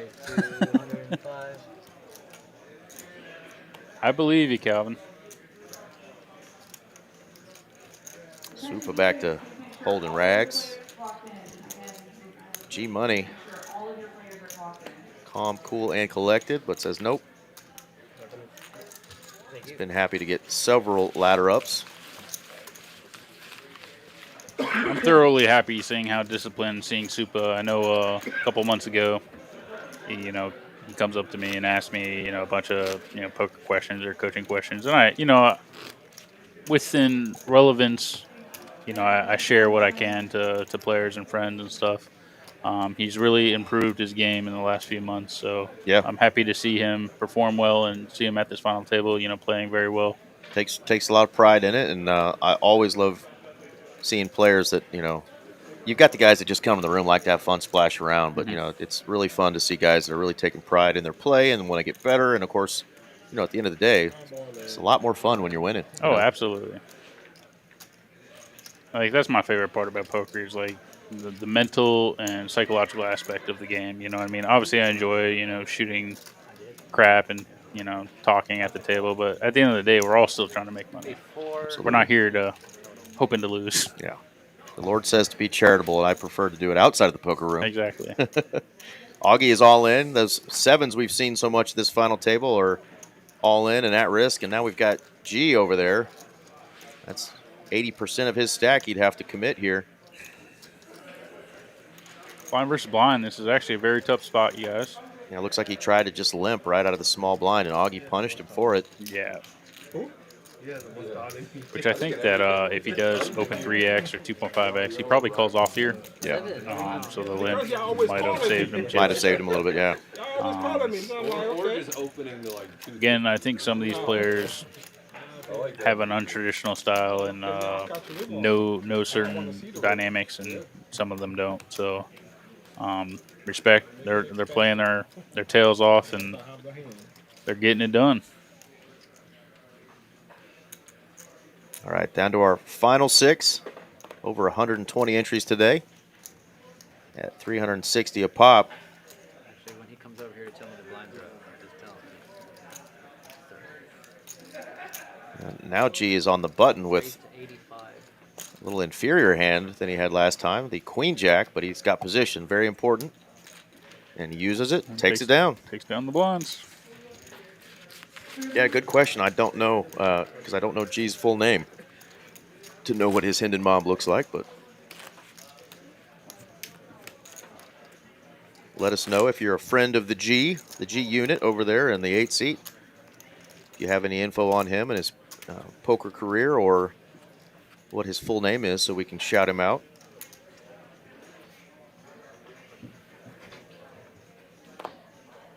I realize he doesn't look like Jason Statham. He looks like the guy from The Matrix. Yes. The Yeah, if he had a little more scruff, he could maybe pull off the Statham, but yeah, the guy from The Matrix, yeah. The bad guy, yeah, anti-hero. Long blind call. Another reason not to mess with him, you know? Hey, we got to see a flop. Okay.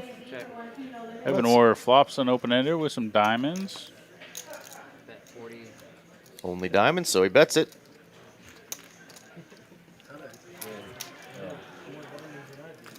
All right, blinds are up to. Great question. Yeah, my boys aren't playing tomorrow, but of course all my fantasy guys are playing, and I'm just an NFL fan, period, so I will be somewhere watching some football.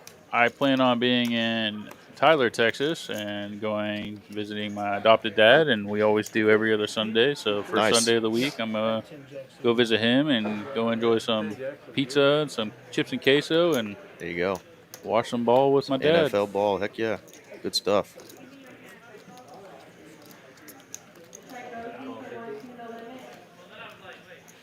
Get out there in them pine trees.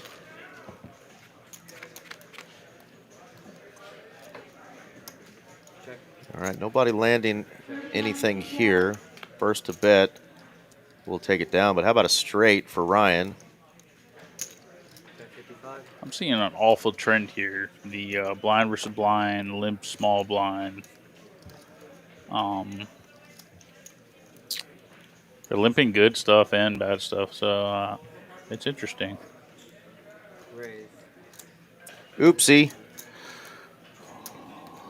Ryan's never folding here. He's got a straight and straight flush card. He might just call and check rivers just to let. Yeah, you don't hate Evenor for trying to take a stab. It's just at this point, all your chips really matter. Do you really want to try to bluff the big stack with a 4-liner on the board? And 3 hearts. Yeah, no thanks. And having no hard holding. Can you get a waitress over here? Blinds did go up. They're at 25, 50, 50 now, so going to take a little bit of a hurt to those players that are at the bottom end there, most specifically Supa and Augie. Are in that 10 and under big blind range. But the players above them really aren't too far away, so really just one player with, a real healthy stack at this point. All 50.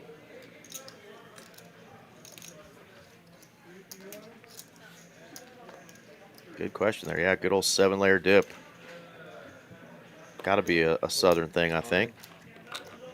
Never heard of it. It's just a good addition to your traditional, chips and dip, but it's like just layers of like sour cream and beans and cheese and. So it's like a Rotel variant. Yeah, type of thing? it's. Oh, okay. You're looking you're looking at different layers of sediment. It's like all these layers of. Is it more like Tex-Mex style? Yes, or, yes, okay. Tex-Mex style. He ain't gonna do that shit. Many layers of dip that could probably all clog your arteries all in one. You want to know what I learned? I learned that we need to be on the live stream and not in the commentary booth. Yeah, 100%.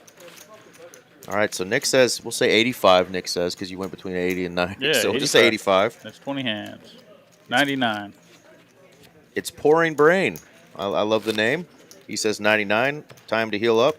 Also shouting that out, 99. Lego says, we're getting to heads-up play at hand number 42,069. Well, if you were playing, you would be correct. yeah. Supa all in again with the jiggities. 10 big blinds. Augie, this is a potential. Oh, we get a snap full. Okay. And a lot of trash elsewhere. Second in chips here and more chips. Let's go, Supa. Supa doing some damage over there. Now he's got 12 and a half big blinds. And Duck is our shorty. Just got through the blind, so he's got a couple of free hands to try to pick a spot to go with. The goal is to get in before the big blind here. Yeah, again, the real big pay jump doesn't happen until around third or fourth, so, you know, I don't think we're playing super cautious with a shorter stack at this point. Hello, it's Pouring Brain. How are you today? Welcome to the stream.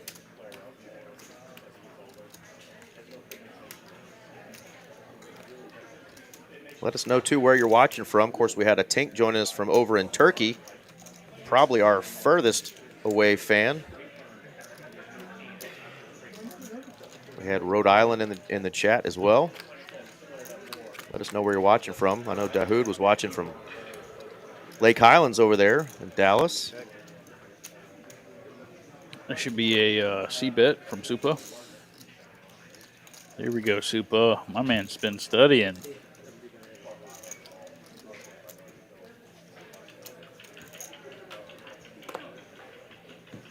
My man. Love to see it. Santa Fe, New Mexico. Santa Fe, New Mexico in the house and New Zealand in the house. All right.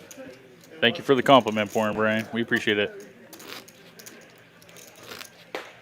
But you guys definitely make the tourney fun, right? I mean, sometimes the action slows down a little bit. The cards don't cooperate, so we got you folks in the chat. And the internet doesn't cooperate at times. Yeah, that too. Thanks for bearing with us, guys. Keeping us entertained as we try to do the same. And Duck, Duck, Goose, here we are again. A couple of geese, a couple of ducks. Listen, your name can't be Duck and you can't get this hand in. You Right. gotta go, Duck. If you're the duck. Represent this hand, buddy. Do we quack? Do we quack like a duck? Let's go, buddy. There we Attaboy. go. Quack, quack. He says all in with the ducks. It would have been funny if he did quack and he put it in. Ryan just has one duck. All right. Ace Oh, 10. and quick all-in call from G. Flippity flip. One duck was folded, so 375. You saw the flick of the cards in there into the middle. Duck not thrilled about getting called, but got a pair, go with it. Can the Ducks hold? Gonna need to dodge an ace or a 10. Hearts obviously available for G. Oh my goodness. Sweaty flop here, guys. 14 outs now for G. Now we have counterfeit outs. Counterfeit any 4, outs. any 7, any heart, any ace, Gotta any fade 10. the deck, it seems. Oh, and it's a 4. Counterfeit. Oh, and the Ducks get shot out of the sky. Thank you again, Duck. We appreciate you. Sending our man Duck That's why I hit deuces. to the house. Little Sixth pads, place. you get counterfeit. $1,655 though for Duck. Great run. Definitely plays a lot of our tournaments. Love seeing him make a final table. We will see you another time, my friend. And then number 5, Nick. Getting closer to those juicy pay jumps. Everybody's got 2K locked up, but they're all playing for that 10K up top.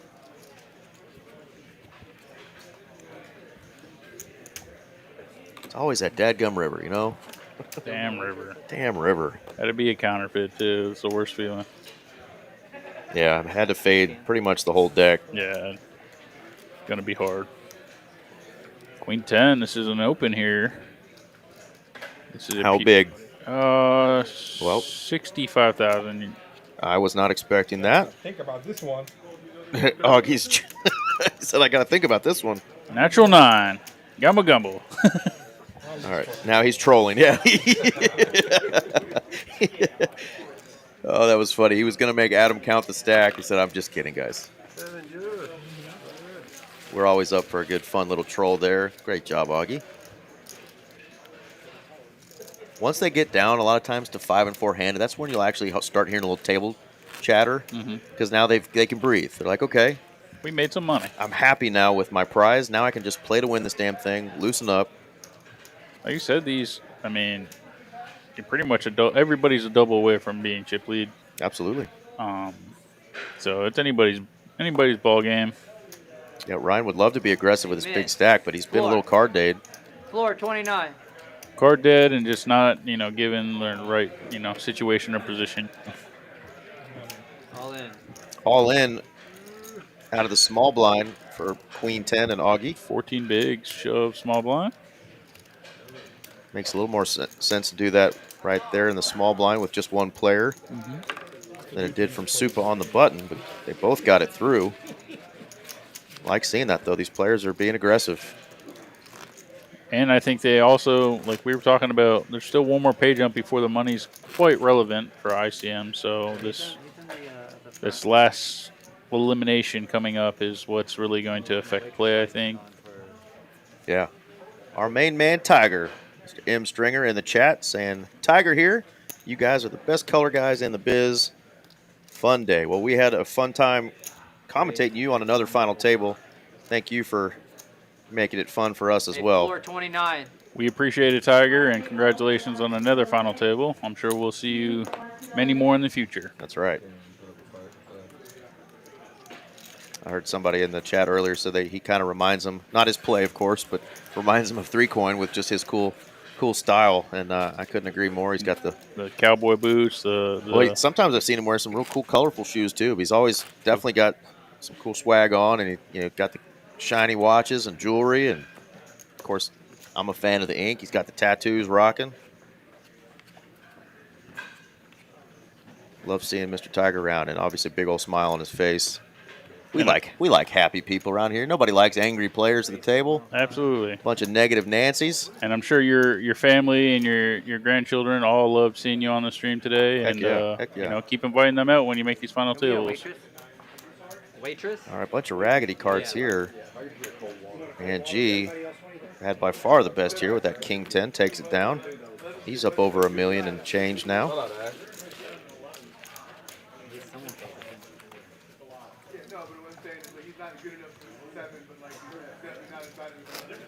Well, it sounds with the background noise like the room is still popping. We had that afternoon midday tournament, the 175 buy-in 15K guarantee. Somebody else I know fired in that. Yeah, I got into a massive flip right after registration for 50 big blinds and lost. I opened 3X under the gun with queens. Our table chip leader at the time, jams, 55 bigs effective, which covered me. Our small blind, rejams, very short, and I call off with queens. I'm up against King 9 suited and Ace King off, and a brutal ace on the river for the double elimination. And here I am in the booth with my good friend Eric. We weren't glad that you busted, but we are glad that you came in and wanted to come in and do a little guest commentary. And he got a big situation here. Augie opens under the gun. Evenor goes all in, and Supa just snap folds. Thought about it for about 10 seconds, and nope, ace-queen, not interested. That fold is pure ICM. It has to be. Because, I mean, you look at these stack sizes, it's sub 15 bigs. And again, this is an Augie open for a small amount. We've seen Augie only open for big amounts when he's got a big hand. Exactly. So maybe Supa's seeing that too. So thinking maybe he was doing something a little squirrely. Who knows? Or maybe he just makes a play. You never know. I think ace queen, it might still be a fold, but I'm thinking about it. But Mitchell A says they're down to 18 out there. Especially when you're the short stack here in this spot. I'm putting my money in with ace queen, but that's six-handed too, right? Yeah, five-handed. If you run into it, oh yeah, five-handed. You run into it, you run into it. Yeah, It's just too good.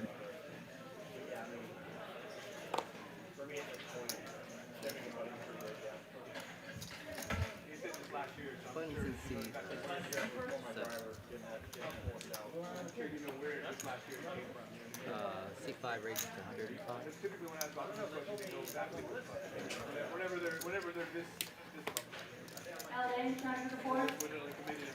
Yes, Rebel Poker, a new felt. Pretty orange. Really bright. We're actually loving it, and the chat has been so far as well. Yeah, Tennessee Vault Orange, I guess is what we called it earlier. Oversized pumpkin. Augie has a something deuce. He's going to scan the cards again, see if they cooperate. There we go. 8 deuce. 8 deuce. I don't even know how we got to see a flop here with that hand against an ace jack. Blind versus blind. He's landed a deuce, though, and his opponent betting into him. And I think we realize Augie is the big wild card here. And yes, he is. He is all in with the 8 deuce. No diamonds on the board. The deuce is loose. And it takes it down. Loose. Augie, mad respect. Just taking it to the streets. Burke Ninja. Let's hope not. We want a little bit more entertainment than ICM knitting it up. Again, this is what we're playing for, guys and gals.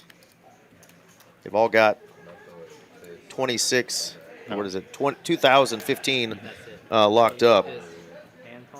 But yeah, those jumps really don't get big until third place. So we have a $600 pay jump right now, and then we're talking big pay jumps. We definitely want to see some playing to win here, and I like this. Chip lead open and using his stack. Supa finding the fold. Yeah, Supa was like, that was a spot I wanted to open, but yeah, not when you're facing an open. Augie's definitely going to at least defend here from what we've seen. Okay.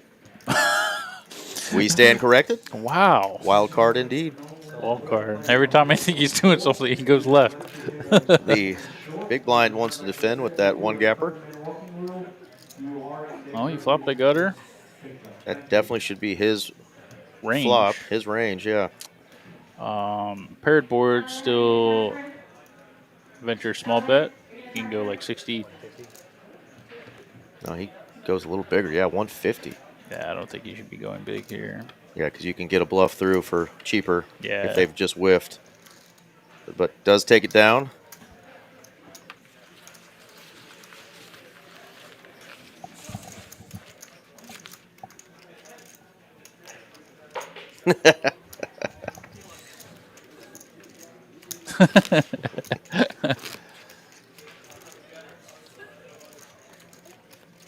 Tiger liking the jam there for Augie with the deuces earlier. Yeah, I liked it too. Hit a pair. Yeah, don't hit a pair. Don't care. Yeah, taking it to the streets. Just didn't believe our chip leader. Oops.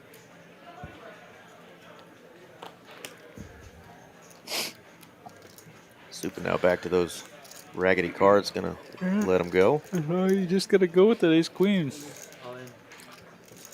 You gotta hope and pray that his fold makes him another pay jump.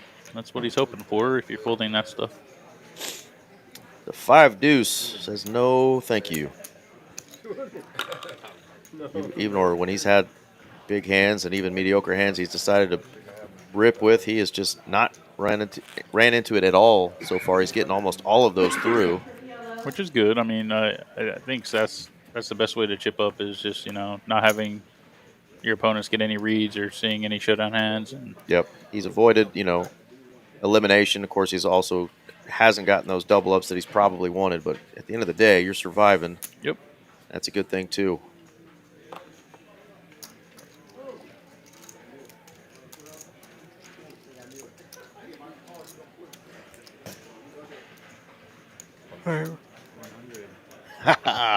Tiger saying we can ride on his new jet when he hits this lotto. Please do. Supa with the Route 66. Gonna get it all in. I think this this opening size is kind of stagnant to Ryan knowing very little about tournaments. He should be opening 3x, shoving into your opponent here. One of the two. 2x is just one of the worst plays that you can do. Now he's almost forced to fold here. If he has 3x, he can call. And then when you talk about ranges, Jack 9 actually performs well for blind versus blind. Supa waking up with the pair, though, and ripping it and getting Ryan to fold. So now these players are a little bit more comfortable, right, with the blinds at 25, 50, 50. They've all got 750K plus. And G and Ryan, neither one of them is going to be real keen to want to double those guys up.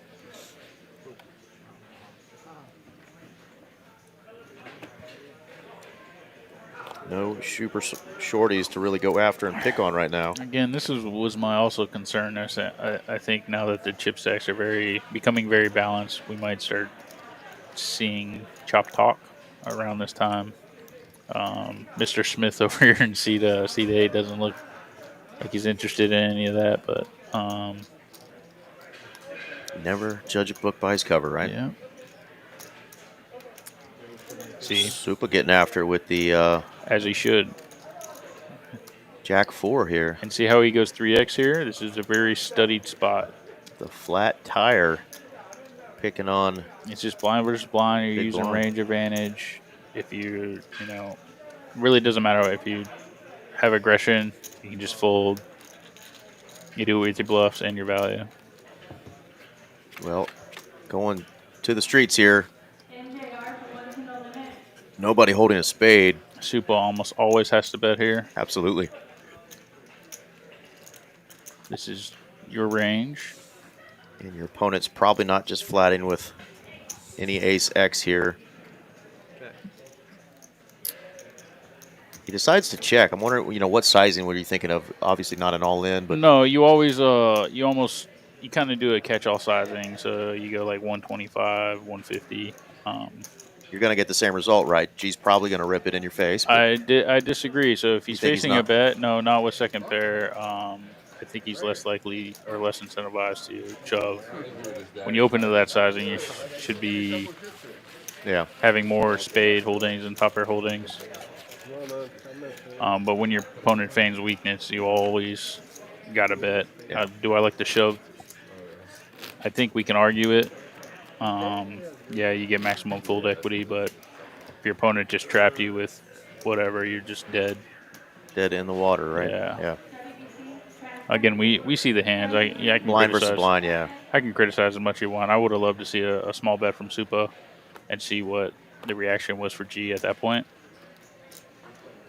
And then if Supa faced aggression at any point, just shut it down. All right, 3x here from Ryan in the cutoff. Suited ace.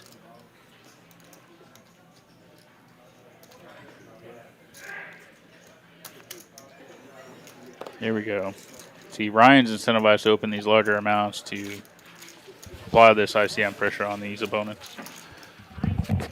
Good question about our CEO, Mr. Justin Crow. I don't know if he plays poker. I imagine that he has dabbled in it, being that he runs these wonderful clubs here in Texas. 6 clubs now.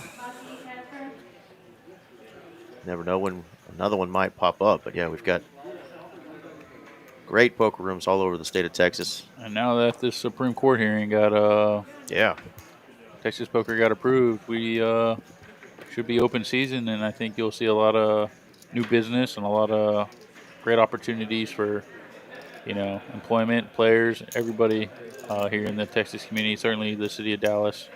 Can be more confident now, right, that we don't have to worry about the as a player shutdowns and an employee. I think it's just the best feeling in the world. You have that comfort, and you're not worrying about losing your job because of the legality of it. It's no longer a big fight. It is, Jedi. I have a friend named Justin Crow, so I am now eating crow. His name is Ryan Crow. God bless him. If you're listening, Ryan, I'm just old. I knew your name. And I have had the opportunity to meet him, but we just very briefly didn't talk poker. probably more likely to meet him down there in Austin, where the TCH Social newest club is. Blind versus blind. This is very standard. And now you're like, wait a minute, you picking on me? I got an ace myself. I think you're gonna find that it's gonna be a very hard call here. Yeah, ace 6 is just not one you like looking down at. And we're looking at 15 big blinds. Your chip leader, you don't really have to get in a spot here. Third and chips. It was more specific for our room here in Dallas. But I think that's going to help all the rooms.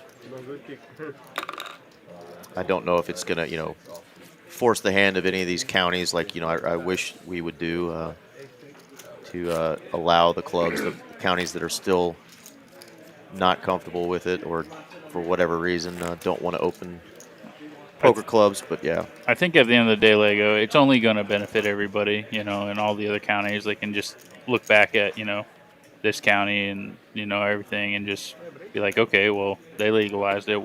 There's nothing wrong here. Why can't we substitute that same type of ruling? On my screen is the same. Okay. He looks like he's busy. 10 deuce, pure fold. Okay. All right. So we're chip lead here. Again, this is a 3x open and or shove. See what Ryan decides to do. You should look at Supa's chip stack.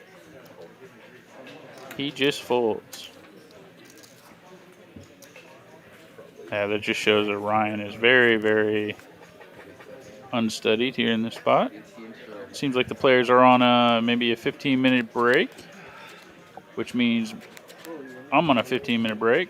no, they're on a 6-minute break. Oh, 6-minute break. Yeah, Well, this means thank goodness. I'm on a pee break. Yeah, we will be back in just about 6 minutes and finish out this wonderful tourney. Yeah, Brad, we got old Nick Gwynn in the Chizzy chat with us today. We'd like to remind Nick to wash his hands after he goes to the bathroom. And shout out to all you other clean folks that do the very same. We appreciate it. Well, the short stacks are big stacks now. No, I'm good, brother. No drinks needed.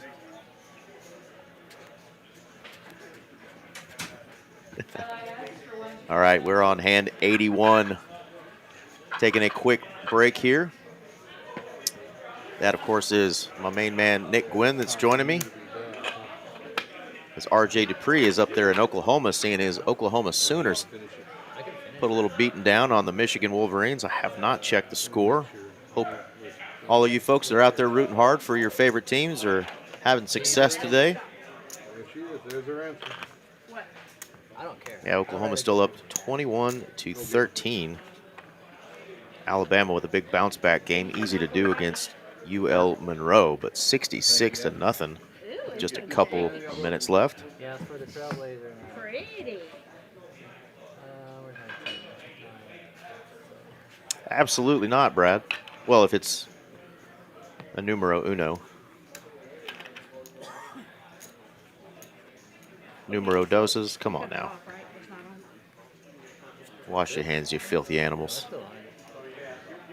Basketball Maven thinks the orange combo, orange and brownish, doesn't like it. Well, you are in the minority, my friend, because we've had a lot of compliments on this final table today. Yeah, like they told us. Yeah. We got just a few minutes till these players come back, but we've got our final five. We've got 2K locked up, $600 pay jump between 5 and 4. Then you get the $1,300 pay jump between 4 and 3, and then boom, it just jumps up from there. So 10K plus is what we're playing for here today off this $360 buy-in. Saturday big one here in Dallas. I'm Eric Van Loosen. Nick Gwynn is joining me in the booth today. Hope you guys are having a great Saturday, and thank you for joining us 2 hours into this final table. Reminder of what we've got coming up. Of course, we've talked enough about the Trailblazer Poker Tour, but we're going to keep promoting that because this is a great tournament series. It was great last year.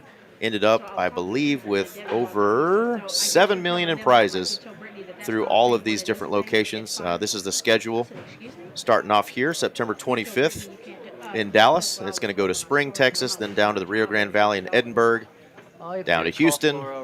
It's going to come back here in February of 26 to Dallas, and then finish off in Austin at the new TCH Social. So really great opportunity for some really juicy wins. You can scan that QR code right there to get more information. The full calendar is out now, so definitely want to check that out, see what options work the best for you. But there's a lot of satellite events for that series, so a lot of great opportunities to get in the big tournaments for the cheap.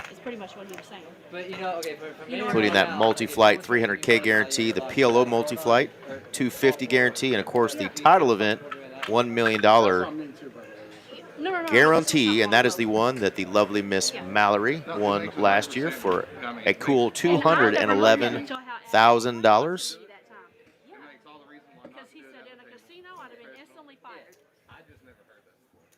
Yes, Brad, lots of soap. Antibacterial. Come on.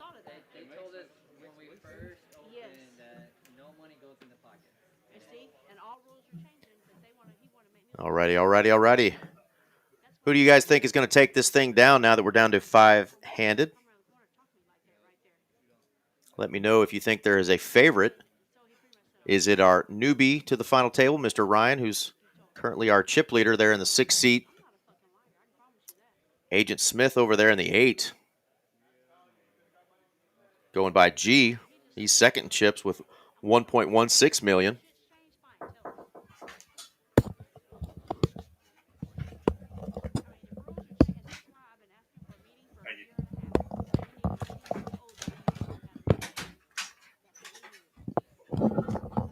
Or is it going to be one of our shorter stacks, Supa or Augie, going to take this thing down? Guess who's back? Back again. Shady's back. Tell a friend. Jeremy Kerr in the chat says, we don't claim Brad. We don't claim him.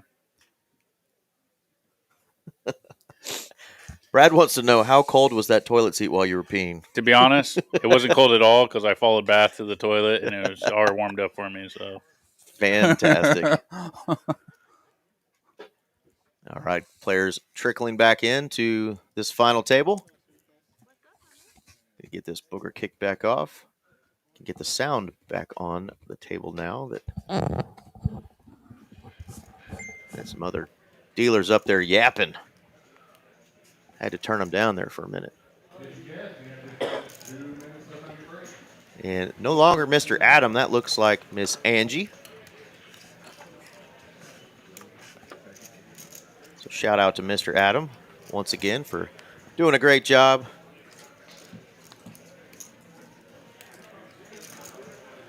Getting us down to our final 5.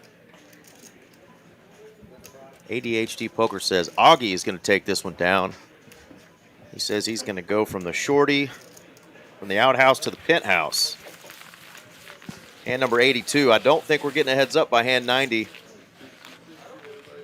I'm thinking hand 117. my over/under was. I'm trying to get a read off of the production room through the window. He's not giving me any information though, so I'm saying 117. My over/under is very poor. Yeah, I don't know. These guys are so close in stacks. I mean, unless some big collisions happen, we could be here for a minute, folks. Or choppy chop.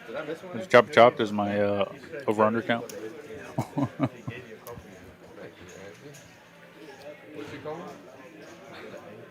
What the fuck? That is not my favorite kind of cheese. And I'm glad I already finished my grilled cheese sandwich, Lego. So I would no longer be hungry. All right, the G unit going to take one down there.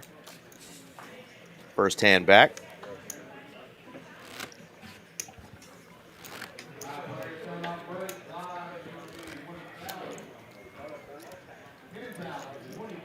ADHD Poker wants to know, folks, in the chat, if you win this big lottery, what car are you buying? Well, I'm not a car guy. I'm buying a big, obnoxious truck. because I just don't know a car that I'd really want. Oh, I'm a huge car guy, so I would have like a plethora of like cars. But if I'm spending like just crazy money on a car, it'd be a Koenigsegg Regera. Okay, I can't even spell that.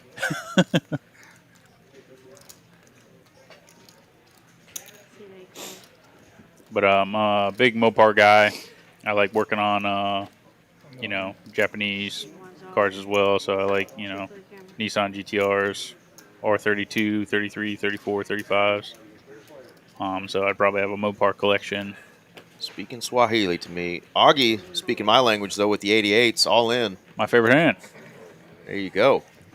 Pocket 8s. Number 88 couldn't catch a cold the other night for the Cowboys, but it works right there for Augie. I would buy definitely some vintage hot rod type cars or American muscle cars. I would a Trans Am or something. I was gonna say a joke there, but I'm just gonna leave it because I don't want to get canceled. GTO or maybe something else. Definitely would get like an old Scout 2 or an older Bronco and really do that up nice. But yeah, I'm not really none of the big Aston Martins, Ferrari type. They're cool. Yeah. It's not even about the money. I mean, if you have $800 billion or $800 million, you got to build something that like you can afford any of that stuff, of course. Yeah. Not even think about it. But I don't think I'm ever going to spend $300K plus on a car. I don't care how rich I am. All in for Supa with the King 10 and the cutoff. He's going to take that one down. Almost to $1 million. Supa grinded from. Well, we started this live stream with 2 shorties. They're now chip leader and third in chips.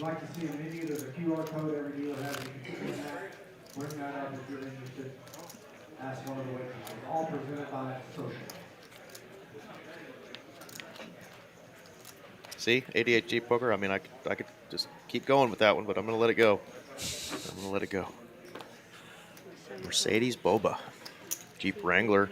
Yeah, I mean, you could buy a Jeep and just start doing cool stuff with it, right? I mean, just get a big garage and have a bunch of project cars with that kind of money. Yeah. We're having all this car talk, and I just don't see how Lego says a C7 after the new C8 mid-engine Corvette comes out. Like, those are just monsters. G going to raise it up from the cutoff. Gets called out of the small blind. And Ryan's just looking down at the Jackie Robinson. Doesn't want to battle. Would have flopped a big old flush draw with that 4 deuce.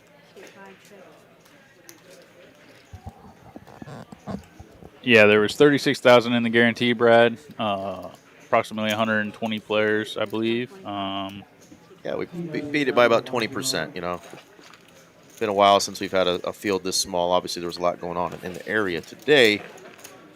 But, yeah, still we're able to hit the guarantee plus some.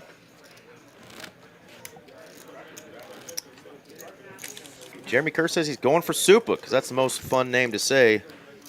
Same reason he pulls for Gonzaga in March Madness, yeah. Just don't ask Supa his real name. That's right. Not a vote can pronounce it. Very difficult for us gringos. But Supa's a lot of fun. Play a lot of cash with him. And obviously been splashing around in the tournaments.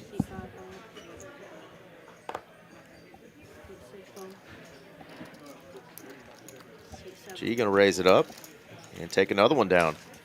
Basketball Maven says he would get a Rolls Royce. And oddly enough, I saw a Rolls the other day, an SUV. And I saw another SUV the other day that I'd never seen before. And I was just like, they were just like these little small mommy cars, like sporty, but, just not really like anything you'd ever take off-roading. I'm like, how much money did you have to spend on that just for that brand name when you could have got, like an Audi or something exactly the same for a third of the cost? But, again, when you have $1 billion, do you give a shit? No. So, but I'm not a guy that buys fancy watches, so cars don't really do it for me either.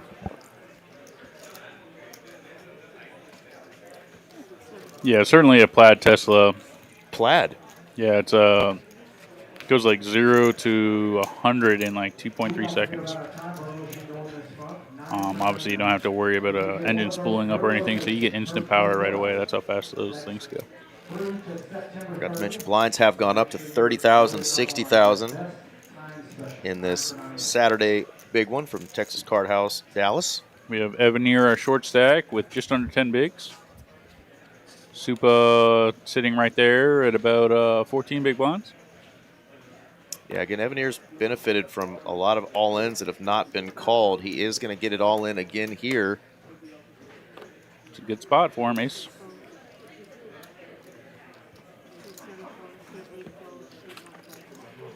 We're seeing a lot of discipline from these players. Absolutely. How can you do that but Adam doesn't? The like color commentation. Oh, you are? They can see it though, right? Yeah. They just like a confirmation of they like earphones in there. Hand number 89. Augie now down there at the bottom after Evenor's taken down that last one. Oh, the floor? 10 big blinds for Augie. He's in the small. They gotta type it all in. All kinds of stuff. Certainly, players, don't forget about our Trailblazer series coming up September 25th through October 14th. Yeah, good question. I'd love to see the V-Pips today. I imagine they'd all be relatively low. No, Augie's probably up there. Augie's up there for sure, of any of the players. And so is, I think, Evenor, but the remaining players, I think everybody else is low. I think Ryan's definitely low. Supa is most definitely low. He's been card dead. My guess is... Yeah, my guess is that Augie is probably close to like 22, 25%, and that's probably the highest of the players remaining. I didn't think it was going to be that low, but it's definitely low. I mean, it's definitely been one or two players, forcing most of the action. Again, Evenor took that opportunity with just a king 3 to get it all in and take down Augie's limp there.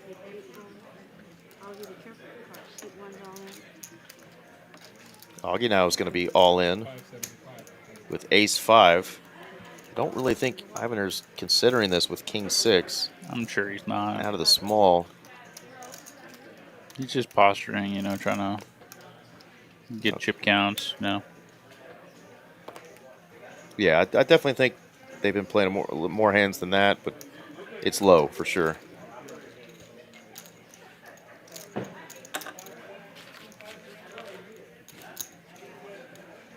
Yeah, Augie's fun to say.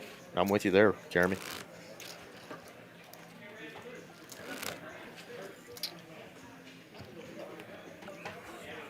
Augie definitely a passionate player. I've played a lot of tournaments with him. He gets fired up at the tables. He's a great character. He's great for the game, and clearly he plays street poker. Absolutely. However he was taught or raised or developed his game, he just sticks with that, and it's worked for him. I mean, he made the final table last night with me. He made this final table, so he's doing something right. For sure. So congratulations to him, and as a viewer and a commentator, you love to see those type of players, do well and be successful because they're the wild card, We'll get back to your question in a minute, Brad. We'll see what Supa's going to do here with the king and the big blind. After being raised by Ryan, he's got Ryan to fold once already with an open. He says, nope. King 5, not a hand I really want to have to play to the death with here, so he's going to let that go. Brad, I think unanimously we both choose you. It might be, and Lego agrees, clearly. We might have to hammer Brad. I would slow roll Lego, but I would have to hear Lego talk about it for like 3 years, so...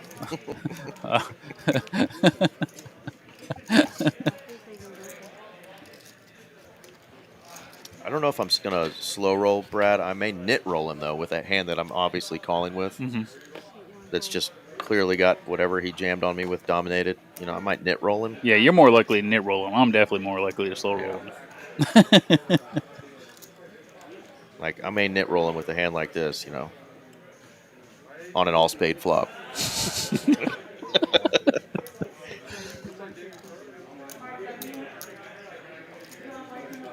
James Cowherd joining us. What's going on, James? Welcome to the chat. And G getting a little camera time with the Doyle. God, he's so stoic. Okay, he does breathe. Confirmation. R.I.P. Doyle. Doyle in the muck. Ace King takes one down. Haven't seen a whole lot of premiums here the last bit. So it's good to see one show up. We're going to need one or two, I think, if we're going to see any action with these 5 players. I concur. Supa is a short stack again, and I think if it falls to him, he seems to know these ranges correctly. He's probably just going to put the money in pretty wide here on the button. But venture to see. Yeah, Supa and Evenor so far have been a couple of the two that have been most likely to get it in with some kind of middling holdings, using position and opportunities to take down blinds. Here's a nice hand for G. He's going to decide to limp trap. It's fine. Augie's going to jam. One chip. One chip. One chip. All right, doesn't matter because no time has been taken. No nit rolling here. We've got an all-in battle. Pocket eights and ace queen. It is Augie at risk here. If you picked Augie as your horse, now's the time in the chat to hit him with some run good. My favorite hand, eights versus the ace queen. Pretty good flop for eights. Has the only club. Still a good turn. Any jack, any ace, any queen. 3. And the eights hold. Big old double for Augie. And Augie should be chip leader, very close to chip leader now. Here we go. In a good spot. And get that phone off the table, brother. Was pocket eights when I went all in on him. He came back again. 6, 7, 8. And I was like, I bet Angie sees that. She'll probably slap his hand. She's the regulator at the table. Don't mess with Angie. Don't mess with Mama. Where are you on vacation, Mr. James Coward?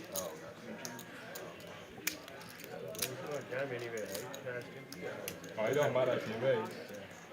But it's going all in anyway.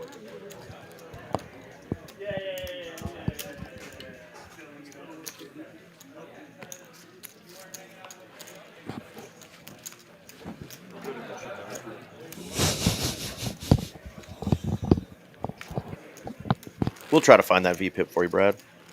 Graphic used to pull up on its own, but... All right, yeah, you were right. Augie has overtaken the chip lead. A couple times been all in with those eights. Got the big double that time.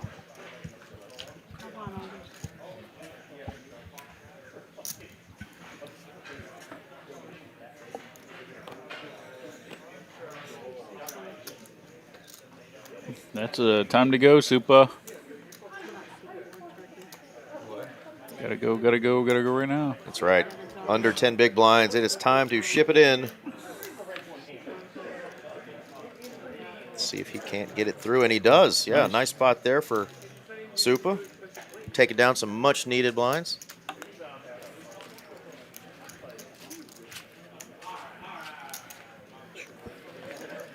Awesome, James. Yeah, we'll get the the VPIP to pull up in about 11 hands here. Of course, we're on a delay, so just got Jacob to put it up there. It'll pop up in about 11 hands. I'm somewhat familiar with SoCal. I was stationed in Miramar, California, and Temecula for about a year while I was in service. Good old sunny Southern California. Yeah. I just wish that water wasn't so damn cold. Yeah. Man. See people out there playing in it, and you're like, I don't know how y'all do it. Of course, we're so used to bath water here, the lakes in Texas. And the Gulf, if you want a beach, and it's relatively warm compared to the Pacific or the Atlantic. Yeah, the only good thing about that cold water there is there's no such thing as flesh-eating bacteria in California. We might see G get frisky with a call here. We don't know. He does have an ace. And he opened, right? He did open. It's a very close spot. Those Those are what, 25K chips, so he opened for 125. 620. Started the hand with 735. I think at this point is where you play your opponent and kind of just decide on, you know, ranges and how tight or aggressive your opponent's been playing. If Evenor has been very active, Very aggressive. Yeah, you might call. Had no showdowns with most of his all-ins, so. So if he's been very tight, kind of like similar to Supa, you might find a fold here. I think this point, when you're shorty, king queen suited, you got showdown heavy hand, 2 Broadway cards. You got to pick a spot, man. This could be it. Yeah, I mean, when you get it all in with an ace, there's a couple hands that you hope that your opponent has. One of them is that very hand, right? King, queen. Like, I got him beat currently with an ace, but the problem is if you do run into a pair and it's over your 7 kicker. Not in great shape. Not in great shape. But to be fair, though, I don't think 8's plus tank. The reason king tanks here is because am I against ace queen? Am I against ace king? Exactly. You know, that's...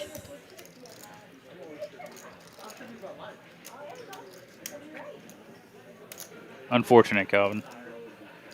We wanted to go to Vegas with you, buddy. Now we just need to win the Trailblazer main event, and then we go to Vegas. Exactly. One of us 3 will win it. A little less baller status, but we'll still have some good money to play around with. Yeah, nice hand there for Evenor again, getting an all-in through, surviving. And he keeps surviving, and other players keep getting knocked out. He'll just keep laddering up. My genuine thoughts on that, Brad, is that if Tua has another concussion ever in his career, he is going to be out of the NFL. I think just for safety protocol alone. After the season he had where he had 3 in 1 year, I think the NFL just has to. I'm gonna say none. I'm gonna say 0. He's not having any this year. Just because I wish for that, because I don't wish for the. Hell yeah! If I win Head $200,000, I'll still go to Vegas and have a good time. I mean, in Vegas, free drinks. You know what I'm saying? For the ones that drink, I don't have to pay for drinks. I'll pay for dinner. All in for G this time with the suited ace. Now I'm near wondering, what am I gonna do with ace 5? He's been very active, but I think he's going to find a fold here. He's been relatively disciplined when he's facing all-ins. He's just been active when he's putting all-ins. Yeah, and that's a part of the game that, you know, definitely shows his experience. Very willing to get it in position, in spots with, you know, pretty mediocre holdings, but with some high cards, knowing that he's probably going to get it through. But yeah, facing an all-in, going to let go that ace 5 at a very high frequency.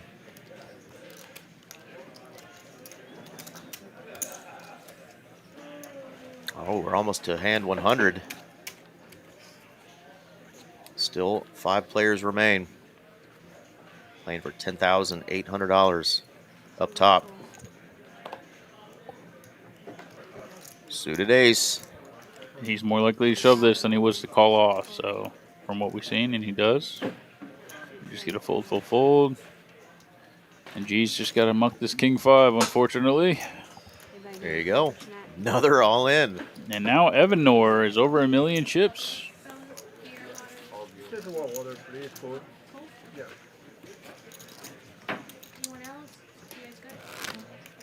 I believe that's the lovely Christina that just made an appearance on the stage. Shout out to our friend and lovely waitress, Christina. Yes, it was. You need some chips. I really think the game favors the home team. I heard there's a certain edge rusher not playing in that game for Green Bay, so which is probably advantage Detroit. Yeah, for sure. I'm sure him being on the field definitely affects the game big time. That's right. Yeah, we'll see. I think they both have very good offenses, and it's whose defense hold up.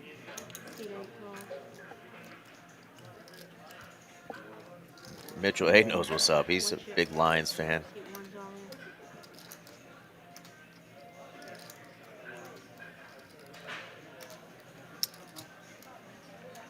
Gee, not a fan of the 9 to 5. Gonna let it go. Augie taking that one down with the aggression. I'm actually enjoying what I'm seeing on this five-handed play. I think everybody's been playing really solid. Yeah, especially the players that were in those middle to shorter stacks. They now became the chip leaders, all three of them pretty much. We've kind of just keep flipping and flopping, you know, and no real all-ins except, you know, the eights versus ace queen, but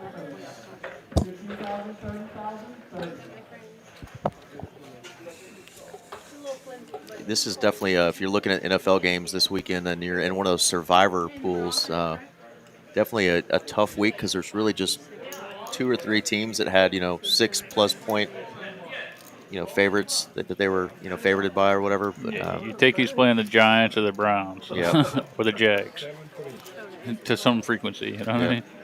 Avoid everybody else. Yeah. Like Colts, Miami, that's a 50-50 game. You don't touch it. No, you always want to avoid the road teams unless they're just a super underdog. But yeah, in those survival deals, sometimes you just have to go with the super quote unquote easy picks and just don't care that the whole rest of the league is also picking that. This doesn't seem like a week you want to take a gamble on some of those kind of on the fringe. You mean that seems like a pretty safe pick? Yeah, except that New Orleans is at home, and every now and then it'll surprise people. But God, their quarterback situation is just so trash. Sus, yeah. I mean, Spencer Rattler, And everybody thought, all the fantasy gurus thought Tyler Suck would come in and start the season. He didn't even win the job, so.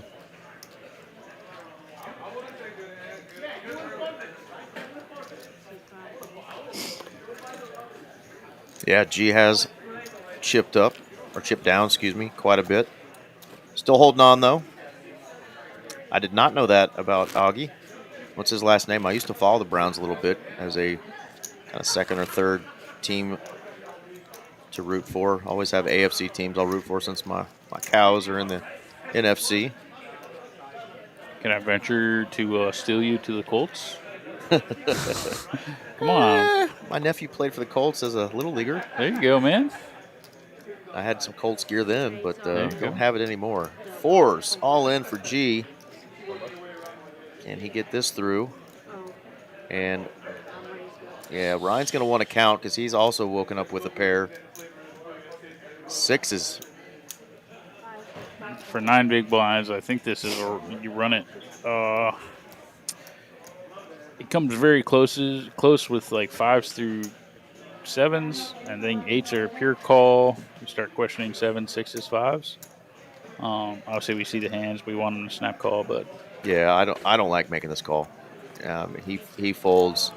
I hate having to double up a guy and then literally switch positions with him, and now I'm the shorty. With 6s, especially because of how the tournament has gone so far for Ryan. He started out with 10 big blinds and he got all the way up to the chip leader, and he's just like, man, I can see that $10,000 in front of me. But yeah, seeing those cards, very easy to just think, snap call, got a pair of 6s, easy peasy. But G has not been one of our super aggressive players, so you're putting him on better than 4s there for sure. Yeah. Like if that was Evenor shoving, he probably calls, Ace Jack.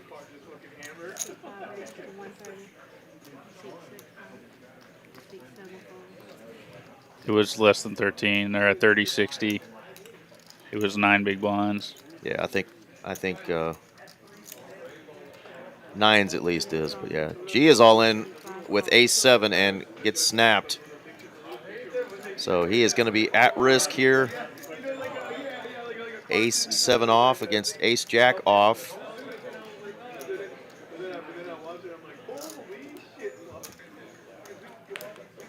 Lottery is officially plus EV when it's over $600 million. 7 has landed for Agent Smith. Got to dodge a jack and a jack only. Only 2 available. It's a face card, but it is a lady. Another double. So another double up. G now back close to the chip lead. Right there in the thick of things, and Evenor is going to be our super shorty with about 5 big blinds after that hand. Got it in, dominating his opponent, but G spiked a 7 and now has a healthy stack. Oh, I got you, Lego. Yeah, I don't know. You can start questioning it. I think 7s plus, 8s plus. I think 9s is.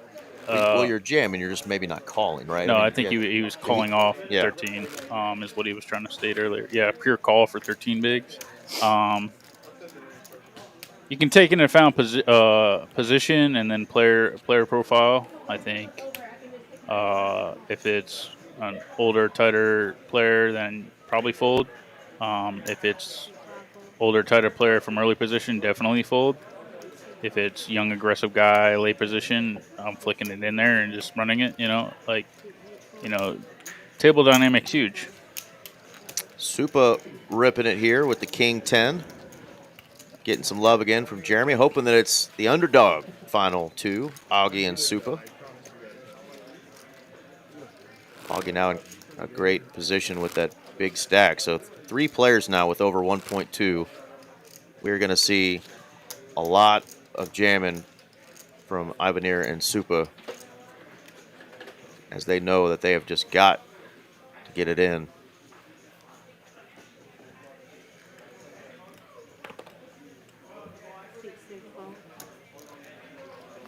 And the 86, no bueno. Evenor will take a walk. He was shipping this hand anyway. Yes, he was.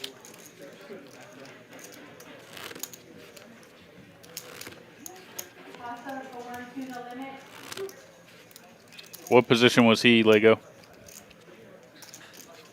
He was the tight end. Oh, you're talking poker. Oh, yeah. He was Travis Kelce. Rob Gronkowski. All right, Supa found a hand he wants to go with here. King Jack under the gun.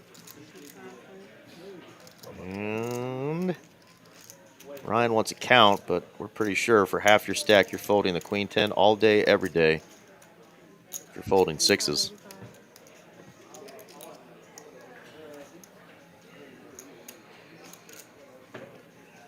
I'm not even thinking about the fact I've got my big blind and Annie out there. I'm just letting that sucker go. Yeah. Yeah, I'm probably just folding then, Lego.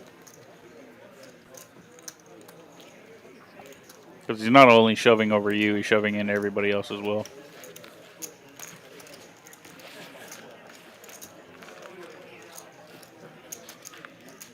Here's the V-pips. G at 26%. G at 26? Yeah. What did I say, 22 to 25? Mm-hmm. Man.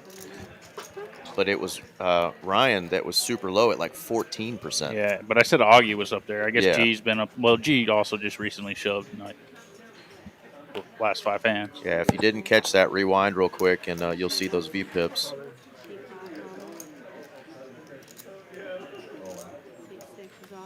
All in for Evenor. Oh, how about a fun one? Tanks versus tanks. Slow roll it.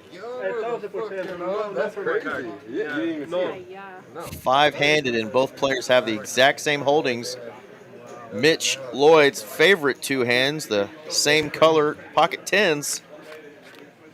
Can we get a sweat at least, Angie? Oh, puppy toe. No sweat. Jeez. Kills the suspense. Womp womp. Can we run 7 cards? See, clubs. Hey, go this way. It'd be real sweaty. Super sweaty. Damn, that's crazy. Doesn't happen very often. Did you saw 110 in there? You saw 110 on your Yeah. Then you're like, oh, there's another one. I think when you start node logging ranges, Lego, if you've done that in any type of solve or anything, you'll start to find that it's actually more folds than you realize. All right, so those VPIP numbers again. Evenor was at 32%, Augie 27%, G 26%, Supa and Ryan at 15 and 14 respectively. So yeah, we knew those two were definitely our 2 lower ones. Yeah.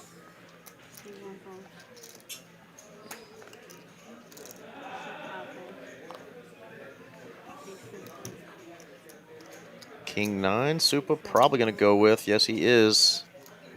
Okay, this is a surprisingly close spot as well. We got sub 10 bigs. We're looking at 9 bigs, 8 or 9 bigs. We have a king. Yeah, blinds are up 30, 70, 70 now. Yeah. With Supa's tight VPIP image and what we've seen, I think he folds, but again, it's blind versus blind. If you're calling with King 8, what are you hoping your opponent has? I mean, yeah, his posture's showing fold all day. Yep. yes, Brad. I did not have 6 big blinds, but even I knew that that was a blunder, in the words of my co-commentator tonight.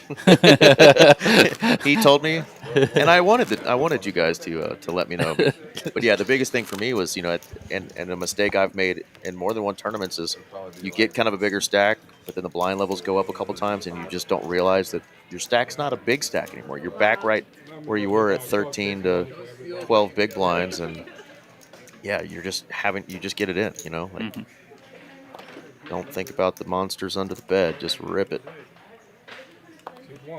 It's just pure show. Even Here we chop. go. I don't do an even chop. It's all in. C5 all in. C6 all We in. did have the C word just talked about. C7. Told you, 5-handed. Queens for Evenor, the ladies. Rip City, under the gun. I wouldn't mind hearing their numbers on it. Don't pause the clock one time. And Okay. Let's do We're that. probably only going to use it once. So. it makes you hard. C8 going. Keep playing, guys. C1 4.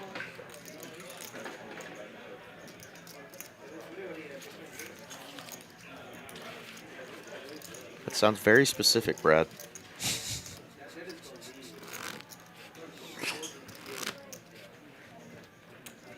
Does the format have an ICM calculator? Andrew? Thanks, Kamoni, for joining us. Let's go, Augie. He's been playing his best for sure. That's what he told the last. Yeah, thanks, Anthony. I appreciate it. That was our friend in the chat that was chiming in from Florida. So we've had folks from all over the country, and of course, We can pause it if this great planet. New Zealand in the house tonight. Turkey in the house. No, he said what? So we've got a big no on the C word discussion, so we're not chopping, we're playing. Of course, things can change. One player wanted an even chop, and another player suggested ICM, and then after very brief discussions, one player said firmly, "We plan." We playing this hoe out. And G will gladly take that one down with that same King 8. 70, 35, 70. Yes, Brad, we're ripping it with our jacks from now on. We did get the V-pips up. You'd have to rewind. I don't feel like reading them out again out loud for you. Well, chat, we appreciate you guys being here. It helps the stream a lot if you leave a like. It's not required, but it definitely helps us and shows us support. And Little algorithms. yep, the algorithms will help get us out there. We would greatly appreciate it. Evenor continues to find spots, put his chips in. Oh, Derby D, you're going to get it the next time I see you. Some guy at the table the other day asked me if I'm Big Daddy Chaz. And I was like, wow, I'm going to go straight to the sauna and try to sweat out 40 to 80 pounds. And then leave with a Big Mac. Yes, please do. Yelp is great. Tell them the food's amazing. All right, you're in the big blind here with ace-5. And, yeah, I think you're letting that one go. Evenor has definitely been super aggressive, but I don't feel like giving away half my chips with 5 remaining in a spot like that. Yeah, these chip stacks are super close here. One double up from any player is chip lead. that is crazy. I've had aces when someone else had aces before, like multiple times. But yeah, you looking at one card. That's good. Those V-pips were up hand number 106. But it was 32% for our 5-seat, 27% for our 1-seat. Well, thank you, Jeremy. We greatly appreciate your review, and we would love to have you again.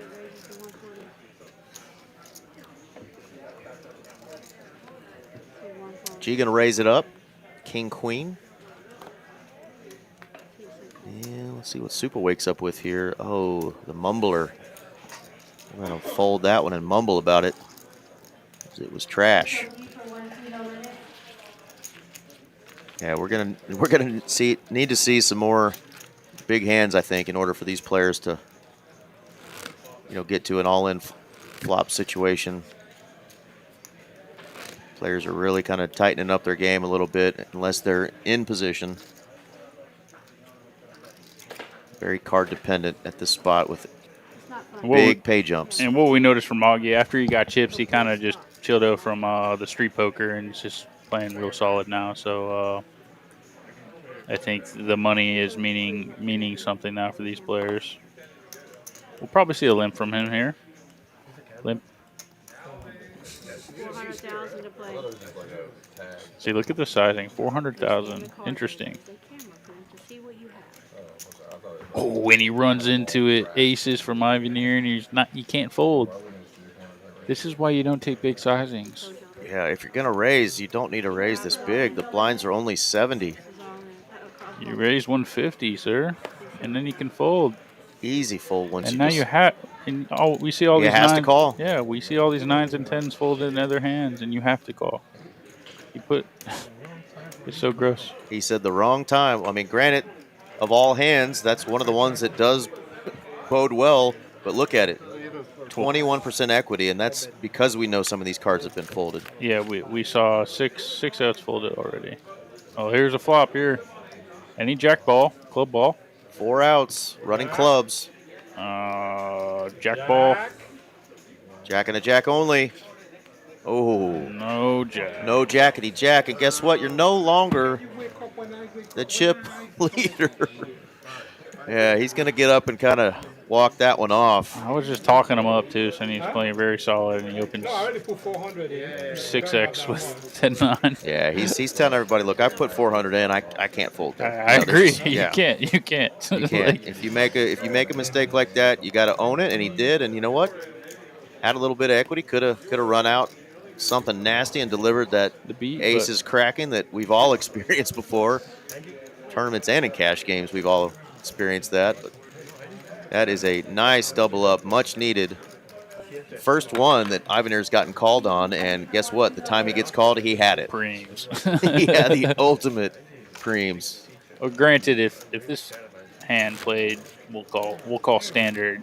I don't think Augie calls. I think if he opens to 150, he finds a fold to the regen. But that's not how the gentleman decided to play. So you reap what you sow, and you ran into it. Augie's good enough. He can spin it back up. Yep. He's still in it. Yeah, it sucks. He's in the big blind right now, so he's got to get rid of another 140K.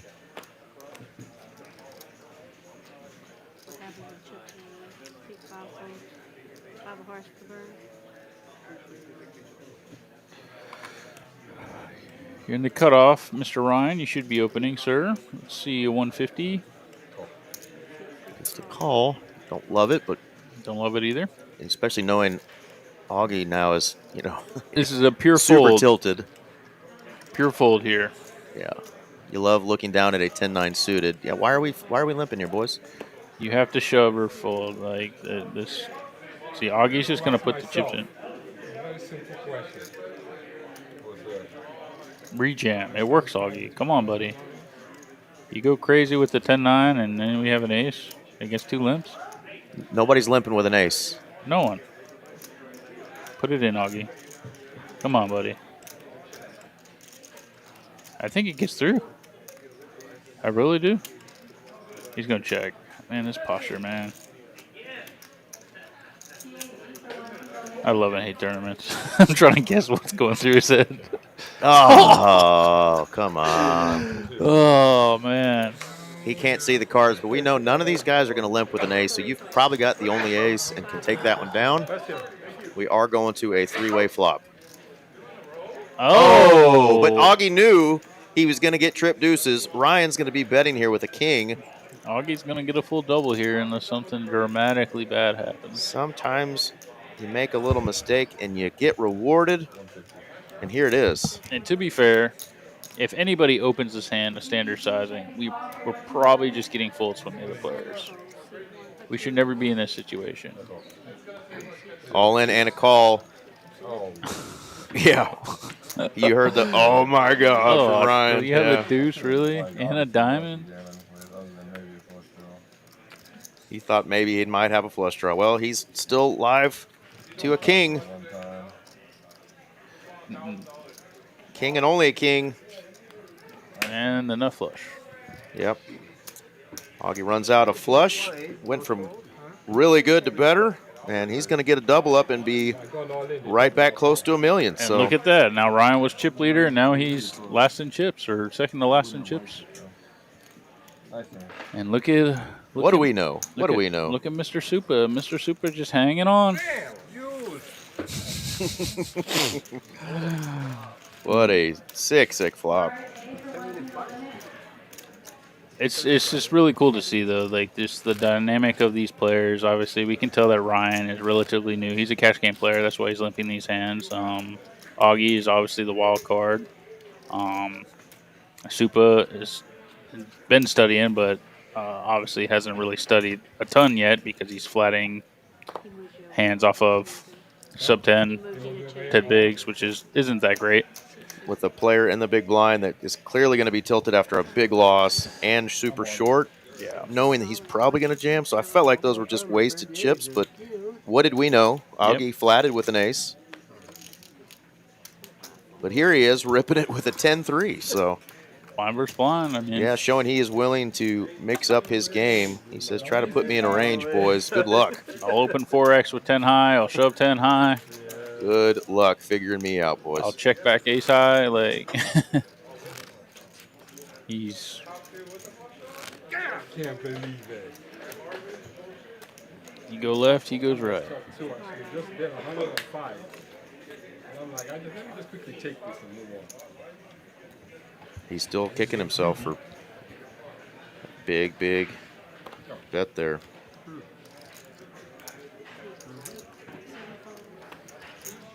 Well, for those Lions fans out there, Jamison Williams, the wide receiver number 2 for the Lions, just signed a 3-year, $83 million extension.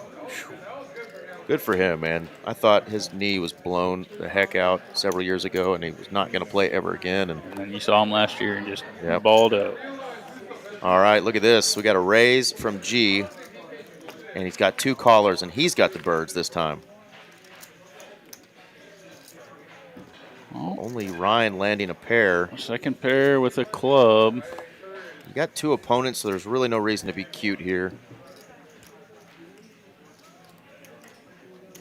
555,000 in the middle. Augie should be folding and not even thinking about it. There we go. And Ryan's in a situation where it's just shove or fold. Do you think this guy is just putting money in there with ace-jack, ace-king, ace-10? And the 2 players. Yeah, good fold. It's hard to fold pairs, but that is a good fold. Needed a king, not a queen. Augie, be glad there was no king, my friend. You were against the birds.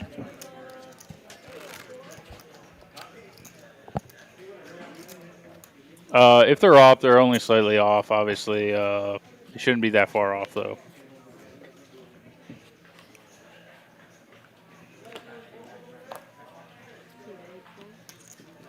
So I'm seeing G at about 1.7 from my eyes.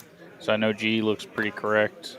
The only time I've ever seen him off on our stream is if they've accidentally awarded a pot to a wrong player. Yeah. And unless that happened while we were out for 15 minutes earlier. They should be correct. I think they were off by 5K total to begin. Yeah. Yeah, pretty sure they're. That's not going to affect our data, though, really. No. And you can do a visual and see that that's where we're at. Well, I know G is definitely on the number, pretty much. Yeah, and I mean, we had so few players compared to our normal Saturday and bigger one tournaments that we didn't even have to get the 100K red chips on the table. Those are 25K and 5K chips. 175.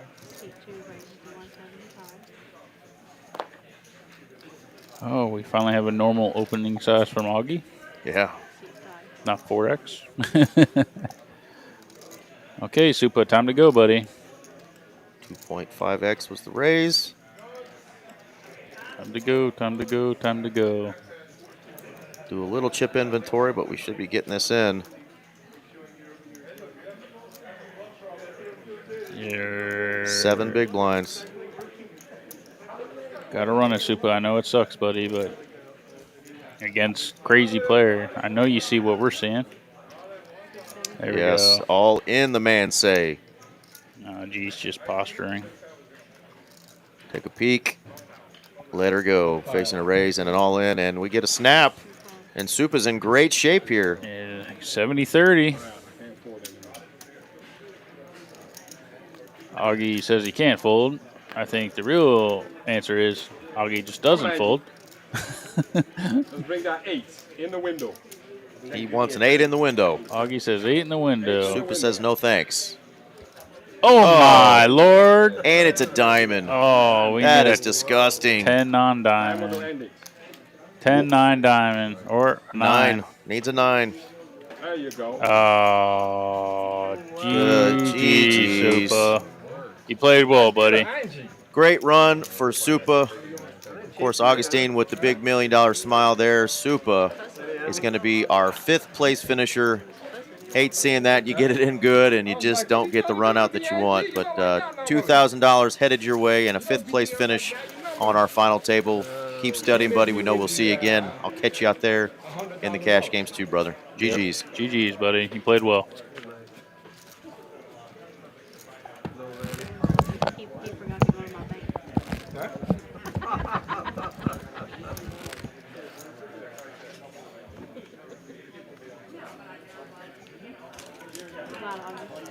All right, and then there were 4, folks. Ryan now our short stack. He'll take a little ladder up. Over $600 in ladder for that bust out for him. 10-7. Basically on the button now that there's a dead button.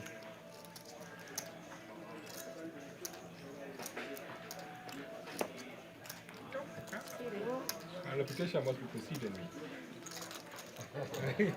I guess that's what you do it for, right? So we always have to worry about it. Yeah. And it really works. At least the game of poker a little bit. Yeah. All right. Good old, I'm a cash board, so this is coin flips.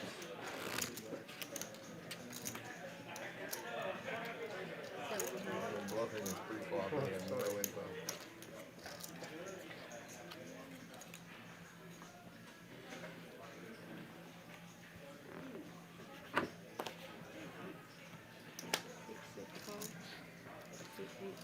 Thank you. A lot of people shouting out Augie there. Getting hot at the right time, even after stepping in it. Not a good hand. But it wasn't an all-in hand. Final tables and poker sometimes don't reward you if you miss opportunities. Yeah, I did too. I found him Lego as well. So Augie actually looks like had a tryout and had a very short stint. 1992, played for the Cleveland Browns. Don't think he ever actually saw any action, but that is definitely making it farther than any of us made it. Always wondered why he rocks the Cleveland Browns attire all the time, and there you go. Augie Alobia. Played at Washington State and then had a little stint with the Brownies. All right, Ryan is all in, Understand. hoping to have a little better You got it. run out than Over. Supa just had, Pure safety. facing the aforementioned Augie, who's got a Jack 7 of diamonds. Ryan at risk. In the window. Oh, God, I don't like the diamond. Okay. 7 in the window, but diamonds as well. What a sick flop. All freaking time. Come on. Angie. Angie, darling. No. The Angie Darlings don't work. Whisper sweet nothings to the dealer all you want. The cards are going to come out as they will, and Ryan is going to get a full double up through Augie, who still has a big stack over there, so didn't really damage him much. Ryan's still the short stack, but he's got 9 big blinds. And about to get the button in the next hand. And that's like my last one. Yeah, that's right. There you go. Augie, you've been invited to Fort Lauderdale. They like the way you're playing. No fear. Get those chips in there. Let the poker gods do as they will. And they do giveth and taketh away. That is for damn sure.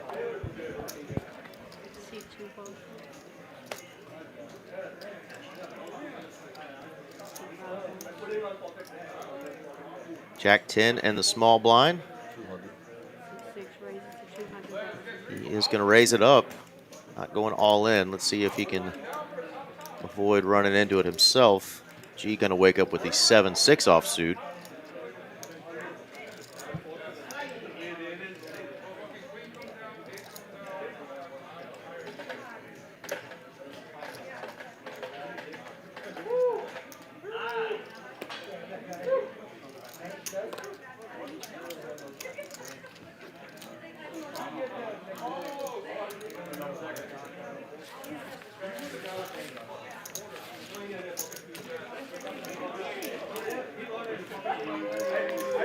All right, Ryan inching back up there.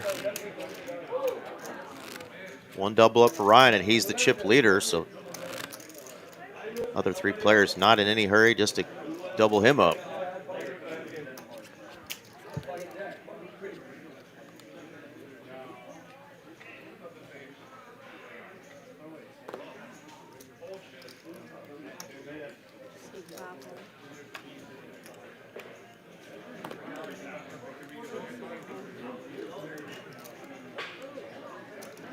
All right, there's the 88 for G.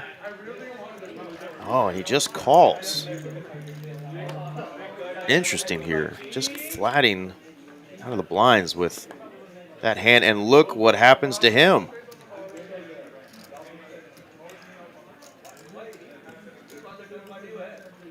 I mean, just running into it. You allow your opponent to see a flop with queen 6 off when you've got a pair of 8s, and boom, 6, 5, 6 is the flop. And that's an action killer, because if you're going to put your opponent on a 5 here, this does give G some outs as far as getting away from this hand.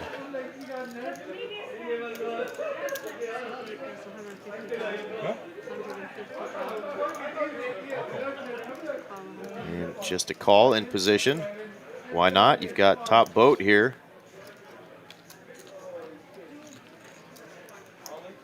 Now another sus card. The 7-8 has made a straight. Spades, backdoor, get there. You got 2 red 8s now, and you've been called twice already. Post flop. Yeah, you could just check, surrender. We know Augie not checking.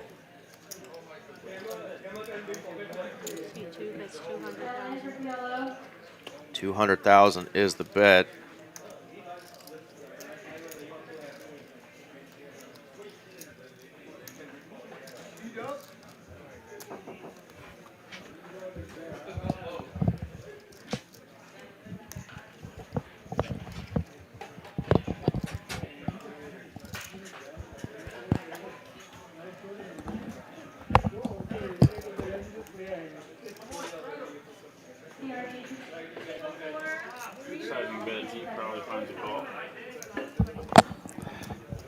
To this sizing bet, G probably finds a call. You block some straights. Yeah. Problem is, you were out when we saw the first action on this. He just flatted out of the small blind with 2-8s. Didn't raise. He allows Augie to see a flop. Takes the betting lead, though. Out of position. G did. He bet flop. He bet turn. Got called in both spots. And now, as he checks, kind of a dirty river. Everything has gotten there, but it is a small bet. So very value-y coming from Augie here. And he does get away with it. But again, I don't know if he showed the queen there. We didn't see what card he showed, but again, you let your opponent see a flop, try to be cute with the 8s, and Augie just running so pure right now. Flopping the goods and extracting a little bit more value on 2 streets. New chip leader again. Yeah. G survives that hand, though, doesn't take a monster hit. Still has over $1 million in chips.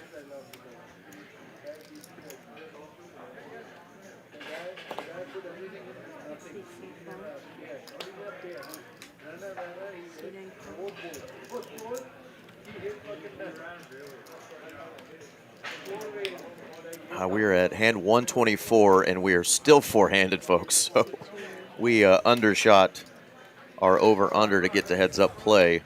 I guess we'll set it again. Let's go 142. Man. I'll block your aces this time. Don't know. He said, I block your aces this time. Block. Not going to run into it. But he also didn't open for 400,000, so he's learned his lesson. Augie learning.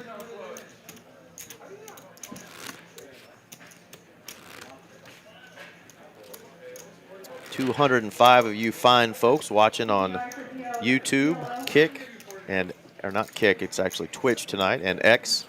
Thank y'all for joining us. Please share with your friends and family, your poker buddies. Let them know we have some great streams here at TCH Live. Not here in Dallas only, though. We'd stream out of Austin, Houston, and Rio Grande Valley. We are family friendly. That's right. We try to keep it as professional as possible. And he's full of shit. It's definitely adult themed, but we have a good time here. Somewhat monetized. Somewhat. All right, Augie going to take that one down. He's up to $2 million now. How about that? First player on our final table to hit the $2 million mark. What a roller coaster ride of a final table has it been for Augie. It really has been. Yeah, Lego still thinks we're going to hand 42,000. 42,000. I think he just likes the number 69. He does. I prefer 68, and then I'll owe you one. Owe me a dinner or something? 6 deuce, queen deuce, queen triz. Nobody waking up with a hand here, and the 9 triz gets a walk. How about that? Those were some dusty holdings. Very, very dusty. Cards often don't cooperate when you get down to 3 and 4 handed. So you definitely, players have to get a little creative sometimes and use their chip stack or their position to steal some pots. But let's see if Angie can spice things up a little bit. Jeremy's bandwagon pick back to Augie is now the chip leader. Tell us, Brad, why can Miss Piggy not count to 70? Kermit wants to know.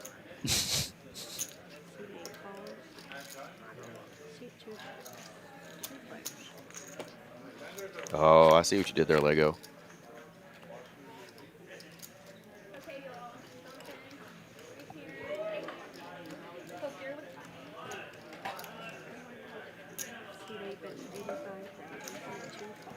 Bet from G. Gonna take it down with the ace.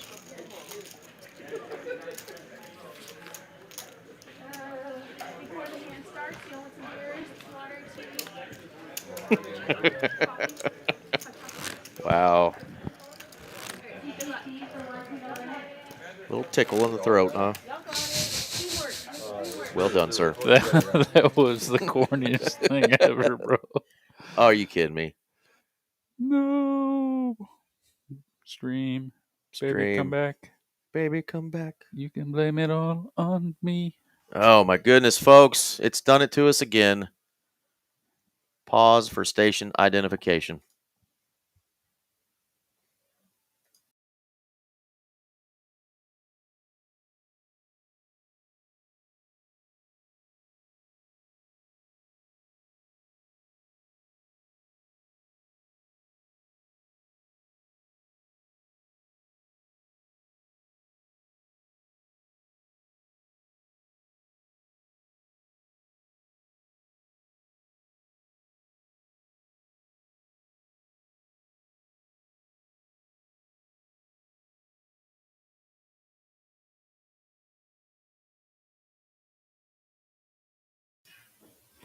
Well, folks, the dreaded situation has happened again.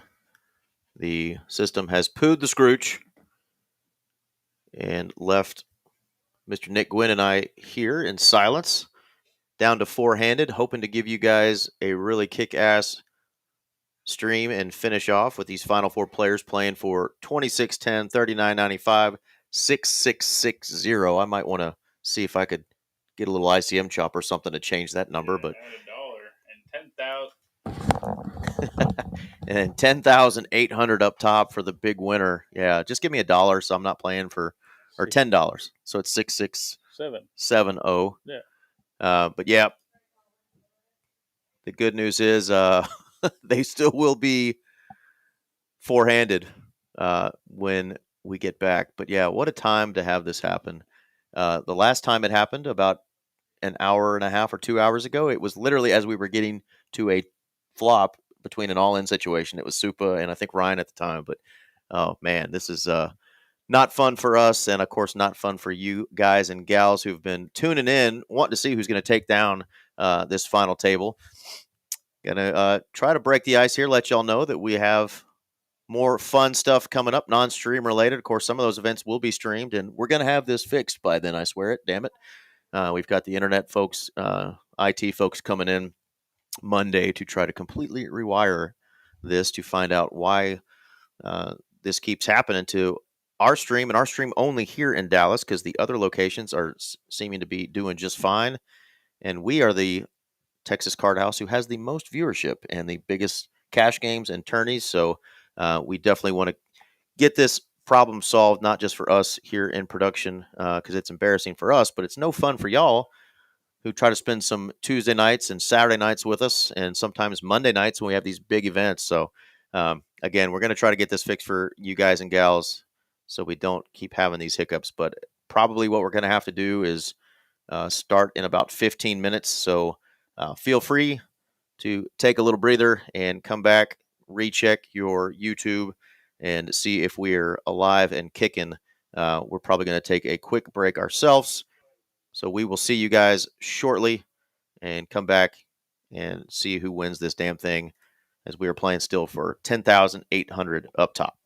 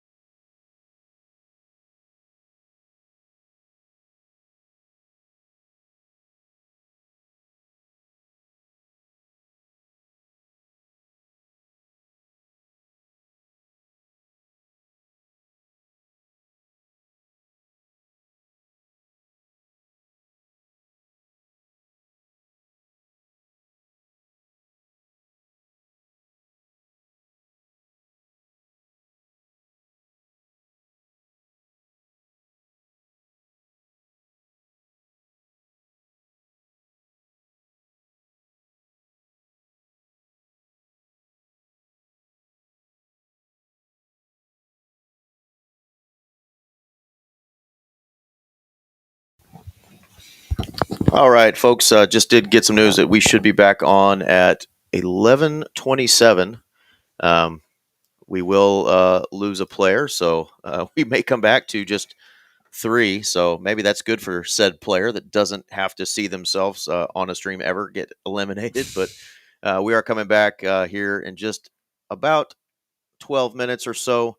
We'll have this thing back on, and Brad wants us to talk about dogs. Well, yep. Hazel Pants is at home right now, waiting for me to come home after we finish this final table, which has already gone on for 3 hours and 15 minutes. Again, we just lost about 70 viewers, so that's awesome. But yeah, the stream, for whatever reason, the last several months, we're trying to figure out what's going on. It drops every now and then it comes back on. So, production team is still recording. We're still are going to be able to get you, hopefully, the finale of this final table, but just going through some issues with finding out why the stream keeps dropping at this location in Dallas and this location only. But we do have the best and most kick-ass fans out there, so thank y'all for being friendly. We're wanting to give you the best content we can, and of course, I'm a part of the team, and I brought in a guest tonight, and Mr. Nick Gwynn, and he's had a good time. And for both of us, a little embarrassing to have it cut out on us when we've got such a cool final table and some new faces that we don't always get to see on our final tables. So really rooting for some of these newer guys to, make some deep runs and get to show their friends and family members, how great they play and them win a nice chunk of change. So anyway, thanks again. Thanks, Dale. Appreciate it. That's the end of the sob story from me. Still a few of y'all. What do you guys want to talk about out there in the chat? Brad wants to talk about dogs. Dale joining us saying, we understand. Good job. That's what we like to hear. We're welcome to hear you guys tell us that we suck too. Yeah, yeah. I mean, let TCH have it if you feel like it. It's up to you guys, But we're having fun. We're here on a Saturday night when we could be out chasing tail, doing all kinds of other things, watching football. But we keep coming in here because we love the card room that is Texas Card House, and we're proud to be a part of this family, both as players and employees. And so definitely want to give you guys our best. But what do you guys have coming in the works? What's your next tournament that you're playing in, Nick? More than likely, I'll be here Thursday. Okay. For the Thursday tournament night here. That's my favorite tournament all week. That's hosted here on a weekly basis. And then Sunday for the Donkey Derby, I believe. And then we'll be playing the Trailblazer. Okay. Events, pretty much all the Hold'em stuff. I'm been playing some mixed stuff lately. I've been playing Deuce of 7 No Limit and studying up on that. So that interests me a lot. So you've been actually putting in some work studying yeah, Deuce to 7, okay? So I played. Everybody that plays that game loves it and just says how much fun it is. I've watched you guys, kind of play around with that game, Deuce to 7. It's the most enjoyable game because it's so much different than Hold'em. It's more, there's more bluffing entail, and it's more like reading body language and more tells and stuff like that. It's in my opinion, it's the purest form of poker.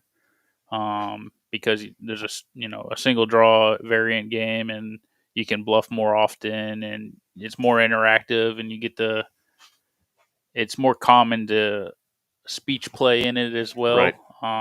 So that's why it's a lot more fun, and the reason we enjoy it so much here in Dallas. Usually the crew that plays a lot of mixed games, we all know each other. We're either employees or friends, and we just all play mixed together. So it just makes the environment that much more enjoyable. And if you are interested in mixed games or any games here, if you come to TCH Dallas or any TCH location, the environments are great here. From my experience, and that's why I keep coming back. And this is Deuce to 7 single draw, right? Correct. Because there's triple draw and some of these. So there's triple draw, which is 3 different games, but the variants are triple draw. But my preferred game is Deuce to 7 single draw, no limit. Okay. And like I said, it's the purest game of poker in my opinion. There's a lot of bluffing. Way back when they did try to decide the main event of the WSOP. The 2 games that were in deciding factor were Deuce to 7 No Limit and the No Limit Hold'em main event. And they decided on No Limit Hold'em main event for being the WSOP championship event. Nice. And now that there's hundreds and thousands of events running at WSOP every year, they also have a 10K No Limit championship event every year as well for Deuce to 7. Gotcha. Well, yeah, the tournament you talked about earlier, the Thursday night tournament, of course, it's a 150 buy-in, 10K guarantee. 10K guarantee, and it almost smashes it almost every week. And then the Friday nights, the 250, little deeper stack, you start out with 60,000 instead of 40,000 chips. The Friday night, I've had more success, and I've won that one in final tabled a few times. That Thursday night one, for whatever reason, has just escaped me. I can't final table that son of a gun to save my life. I got to 13th this week. I think we paid 16 or 17 spots, maybe 18 spots because there's so many entries. But I'm going to win one of those damn Thursday night ones. And of course, it's $150, and the top prize is over 5K every time. And sometimes it's been up near 7,000 for a $150 buy-in. So awesome bankroll builder. Before I forget, I want to tell Anthony in the chat, we're going to come back in about 6 or 7 minutes, I think. I think we're going to be down to three-handed because we did lose a player. Production let me know that while the stream cut out that I think we do lose a player. So we should be down to three-handed. We'll find out who finished in fourth. But we will still have the rest of this this final table for you guys, and it'll be three-handed, I believe, when we get the stream back up. Lego saying that Thursday's tougher because there's a lot of players that play from elsewhere, and it's a little crazy and wild. I disagree. I think if you look at it from a true perspective, to win Thursday, you got to beat a 350-person field. Fridays is usually, though it's a deeper structure, higher 80 buy-in. to 120, yeah. Exactly. So the field is much more condensed. And when you talk about variance, it's just much tougher to win a 300-400-person for you field. 100%. Yeah, and $150 people are buying in 10 times. I mean, it's crazy. And you get how do you say? You just get all variable players in this 150. You get beginners, you get experienced players, you get people just dumping money because they just want to gamble and have fun, and they see 7K for first place. You get a different type of play when you play the Friday one because it's much deeper. There's much more playability. So you what I like to see on Friday is like people play more true to deep stack poker. And you get a lot of late registered players too, because they're like, hey, I got this 60K stack. Like, I don't need to come for the first hour plus. It's a very healthy stack. If you come, 5-6 levels in, it's not a big deal. But I'm going to go back to answer Brad's question, then maybe yours. I have a bunch of different songs I've thought about in my head, Brad, that like if I were to ever walk out to a UFC fight or, like a big final table, if you actually got walkout music. I'm kind of a metalhead. So there's a ton of like super pump you up kind of songs, but there's one in particular that is like a really short song, but it just pumps me up all the time. It's like a 1 minute to 24-second song by All That Remains, and it's called Now Let Them Tremble. And of course, when I'm entering the room, right, I want them to tremble. They see Big Daddy coming. Let them tremble. Yeah, so All That Remains, Now Let Them Tremble. That's my walk-up song. Fun fact, so I've had the same walk-up song. I played baseball, varsity baseball in high school, and we got the fortunate to have walk-up songs, and I walked out to Fort Minor, remember the name. Okay. And then when I've had my first 6 amateur MMA fights before joining the Marine Corps, it was also my walk-up song. Fort Minor, which is the group started by Lincoln Parks. Yes. Not Chester, but Mike. Yeah. Shinoda, yeah.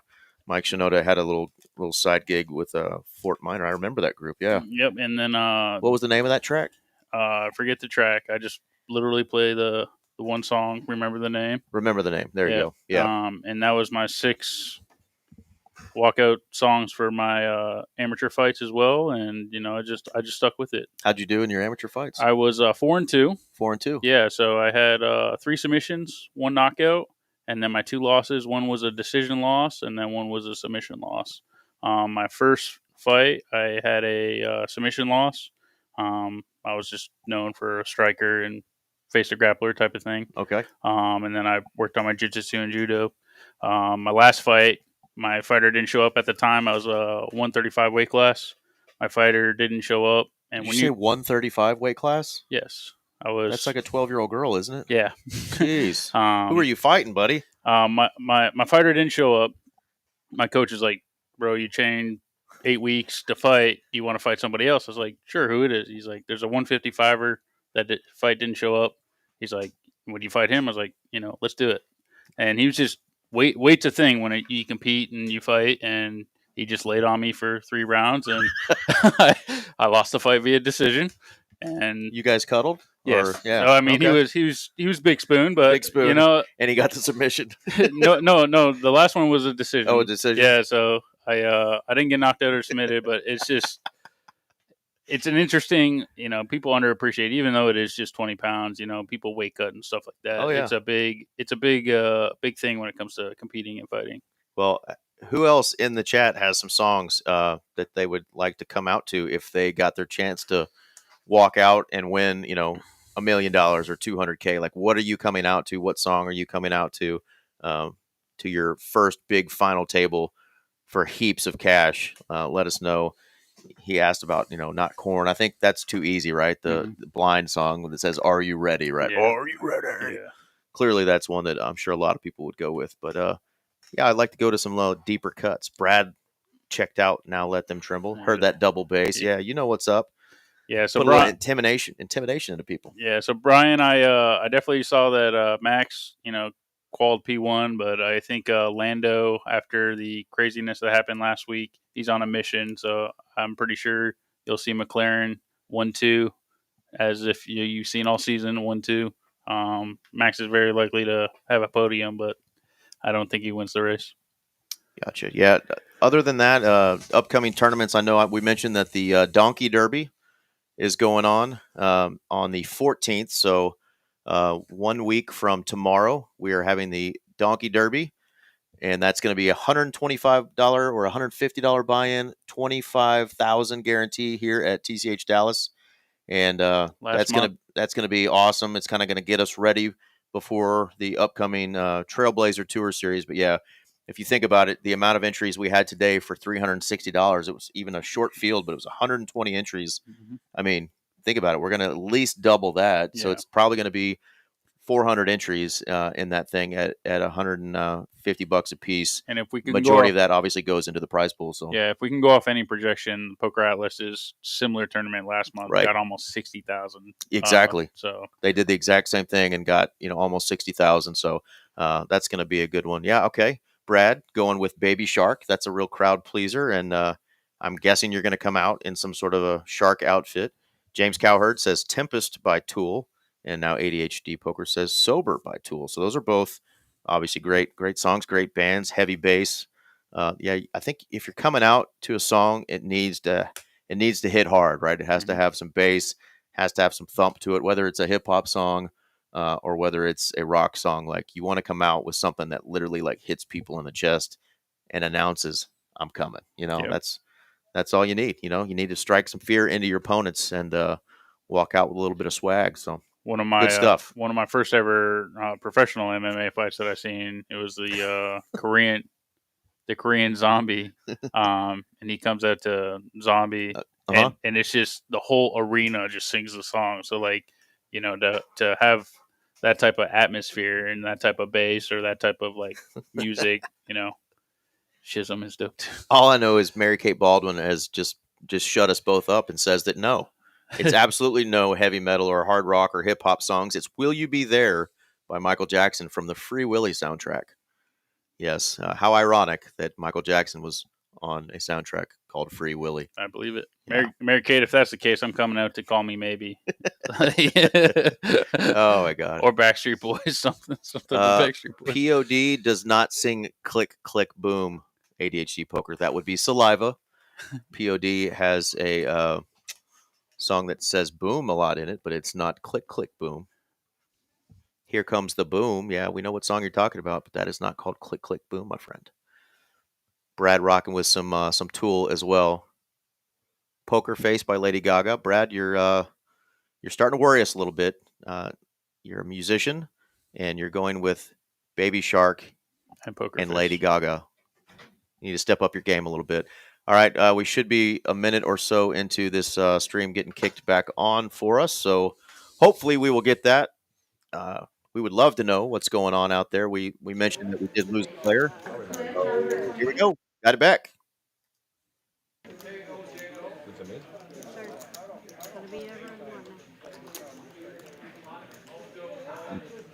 We have lost our 5 seed.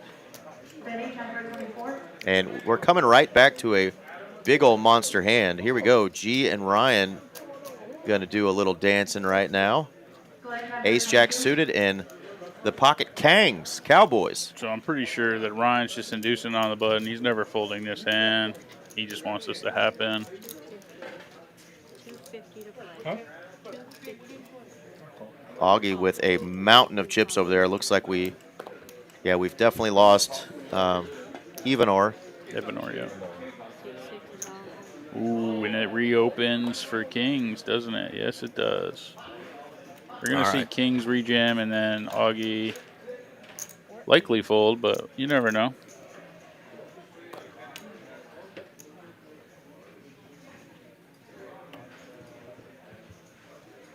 Mary Kate has redeemed herself with DMX. Party up. Better choice, Mary Kate.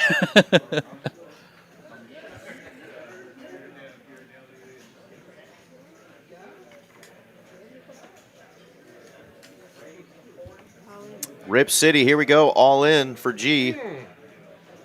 This is interesting. He's like, do I want to take it? Yeah. We have an Hiya by Angie. Trying to get the players not to collude in any way, shape, or form, even if it's just in speech. Don't want to influence play. 915.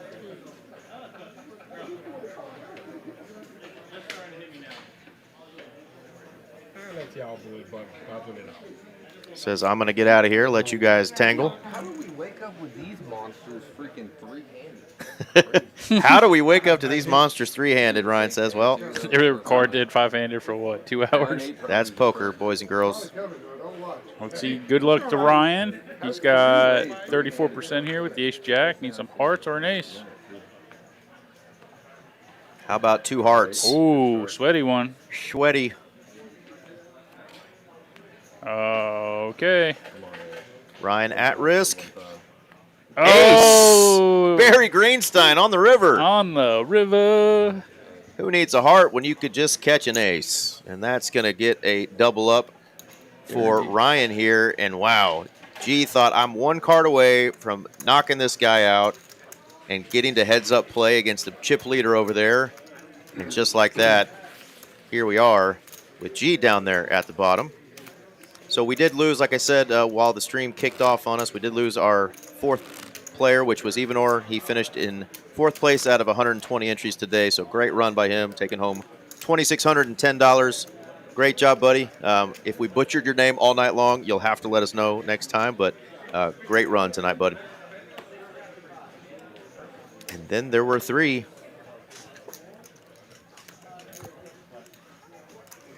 G on the button, looks down at the Doyle. Go ahead. You do the action. Oh. I guess.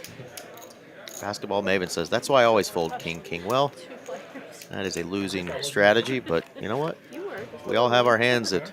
You know what, Basketball Maven? You're invited to my game. Yeah, you're invited. We will stack the deck and make sure you have kings all night. That's 80,000.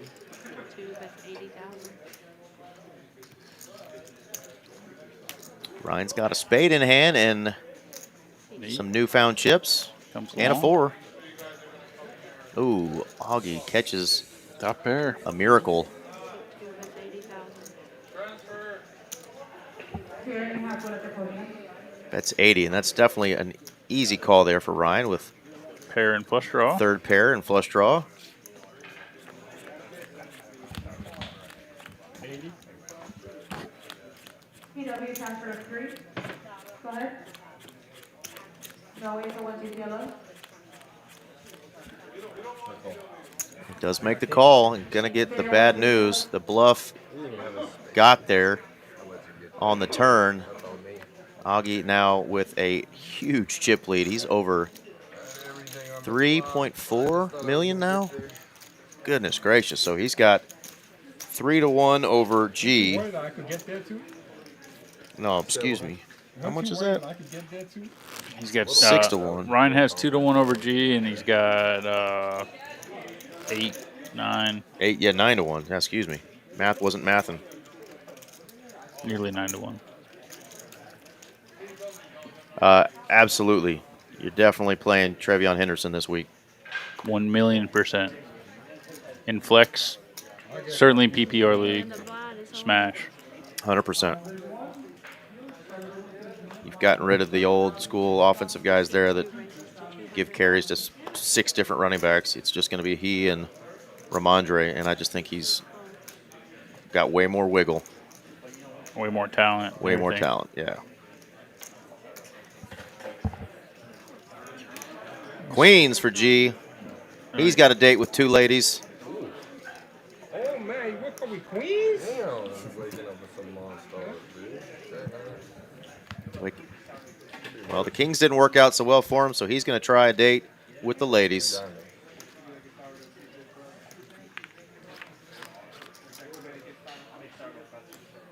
Oh my goodness. Super sweat. Literally. And it doesn't show up. 9 outs now. Oh my God. Even more. Let's add some more. Combo draw to fucking century. Y'all were getting it all in. We ain't got to commentate. We don't even need to commentate. We got Ryan saying that's the combo draw of the mother freaking century. All right, what do you guys think? Should we look at numbers? You want to keep going? We can do one pause and look at numbers. What do you think? I'm fine with numbers. Okay, let's look at numbers. All right, they're actually going to look at numbers now that made it a little more even, really, for the 6 seat and the 8 seat. We'll do one pause. I got to pee anyway. Is that cool? We're doing a pause? Floor 29. We even have to look at numbers. We can just basically just. They want to pause, restroom, and look at numbers. Oh, looky here. All right, so we've got Augie with still that overwhelming chip lead, 3 million. Yeah, like just knowing what the number. Ryan at 850 and G at 830. Because you're like barely chip leader.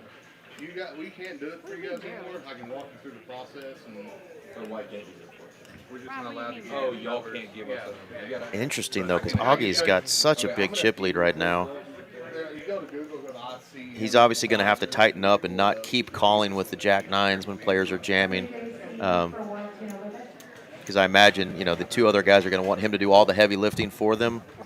I mean, he couldn't fold that last time he opened and the dude had 5 big bombs. Exactly. Yes, he's got a little over 3-1 on both players now. Sassy joining us right here at the end to say hello. Howdy, Sassy.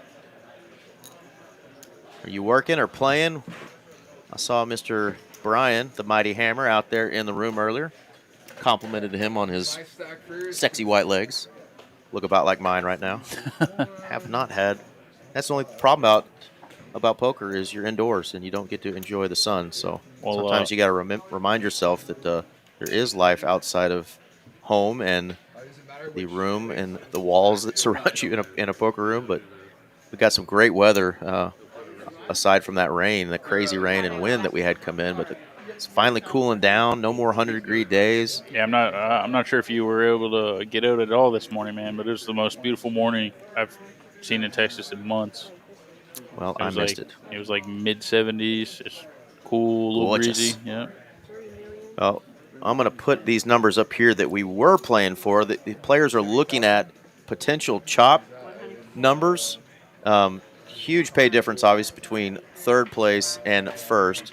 $6,000, almost $7,000. So that's a huge jump. If these guys want to do some sort of an ICM, obviously Augie is going to be our tournament winner. He'll get the tournament winner coin, but he'll also get the biggest prize, and as he should. He's got heaps of chips. So let's listen in. We round up to the nearest 5. You get 9,100. What are the other two? What are you getting? Good question. 6,000 something a piece. 6 and change, 6 and change. I think that's fair.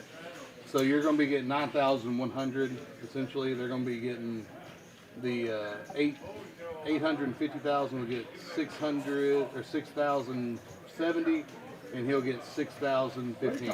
6,010. Ryan, are you You're about 6,070.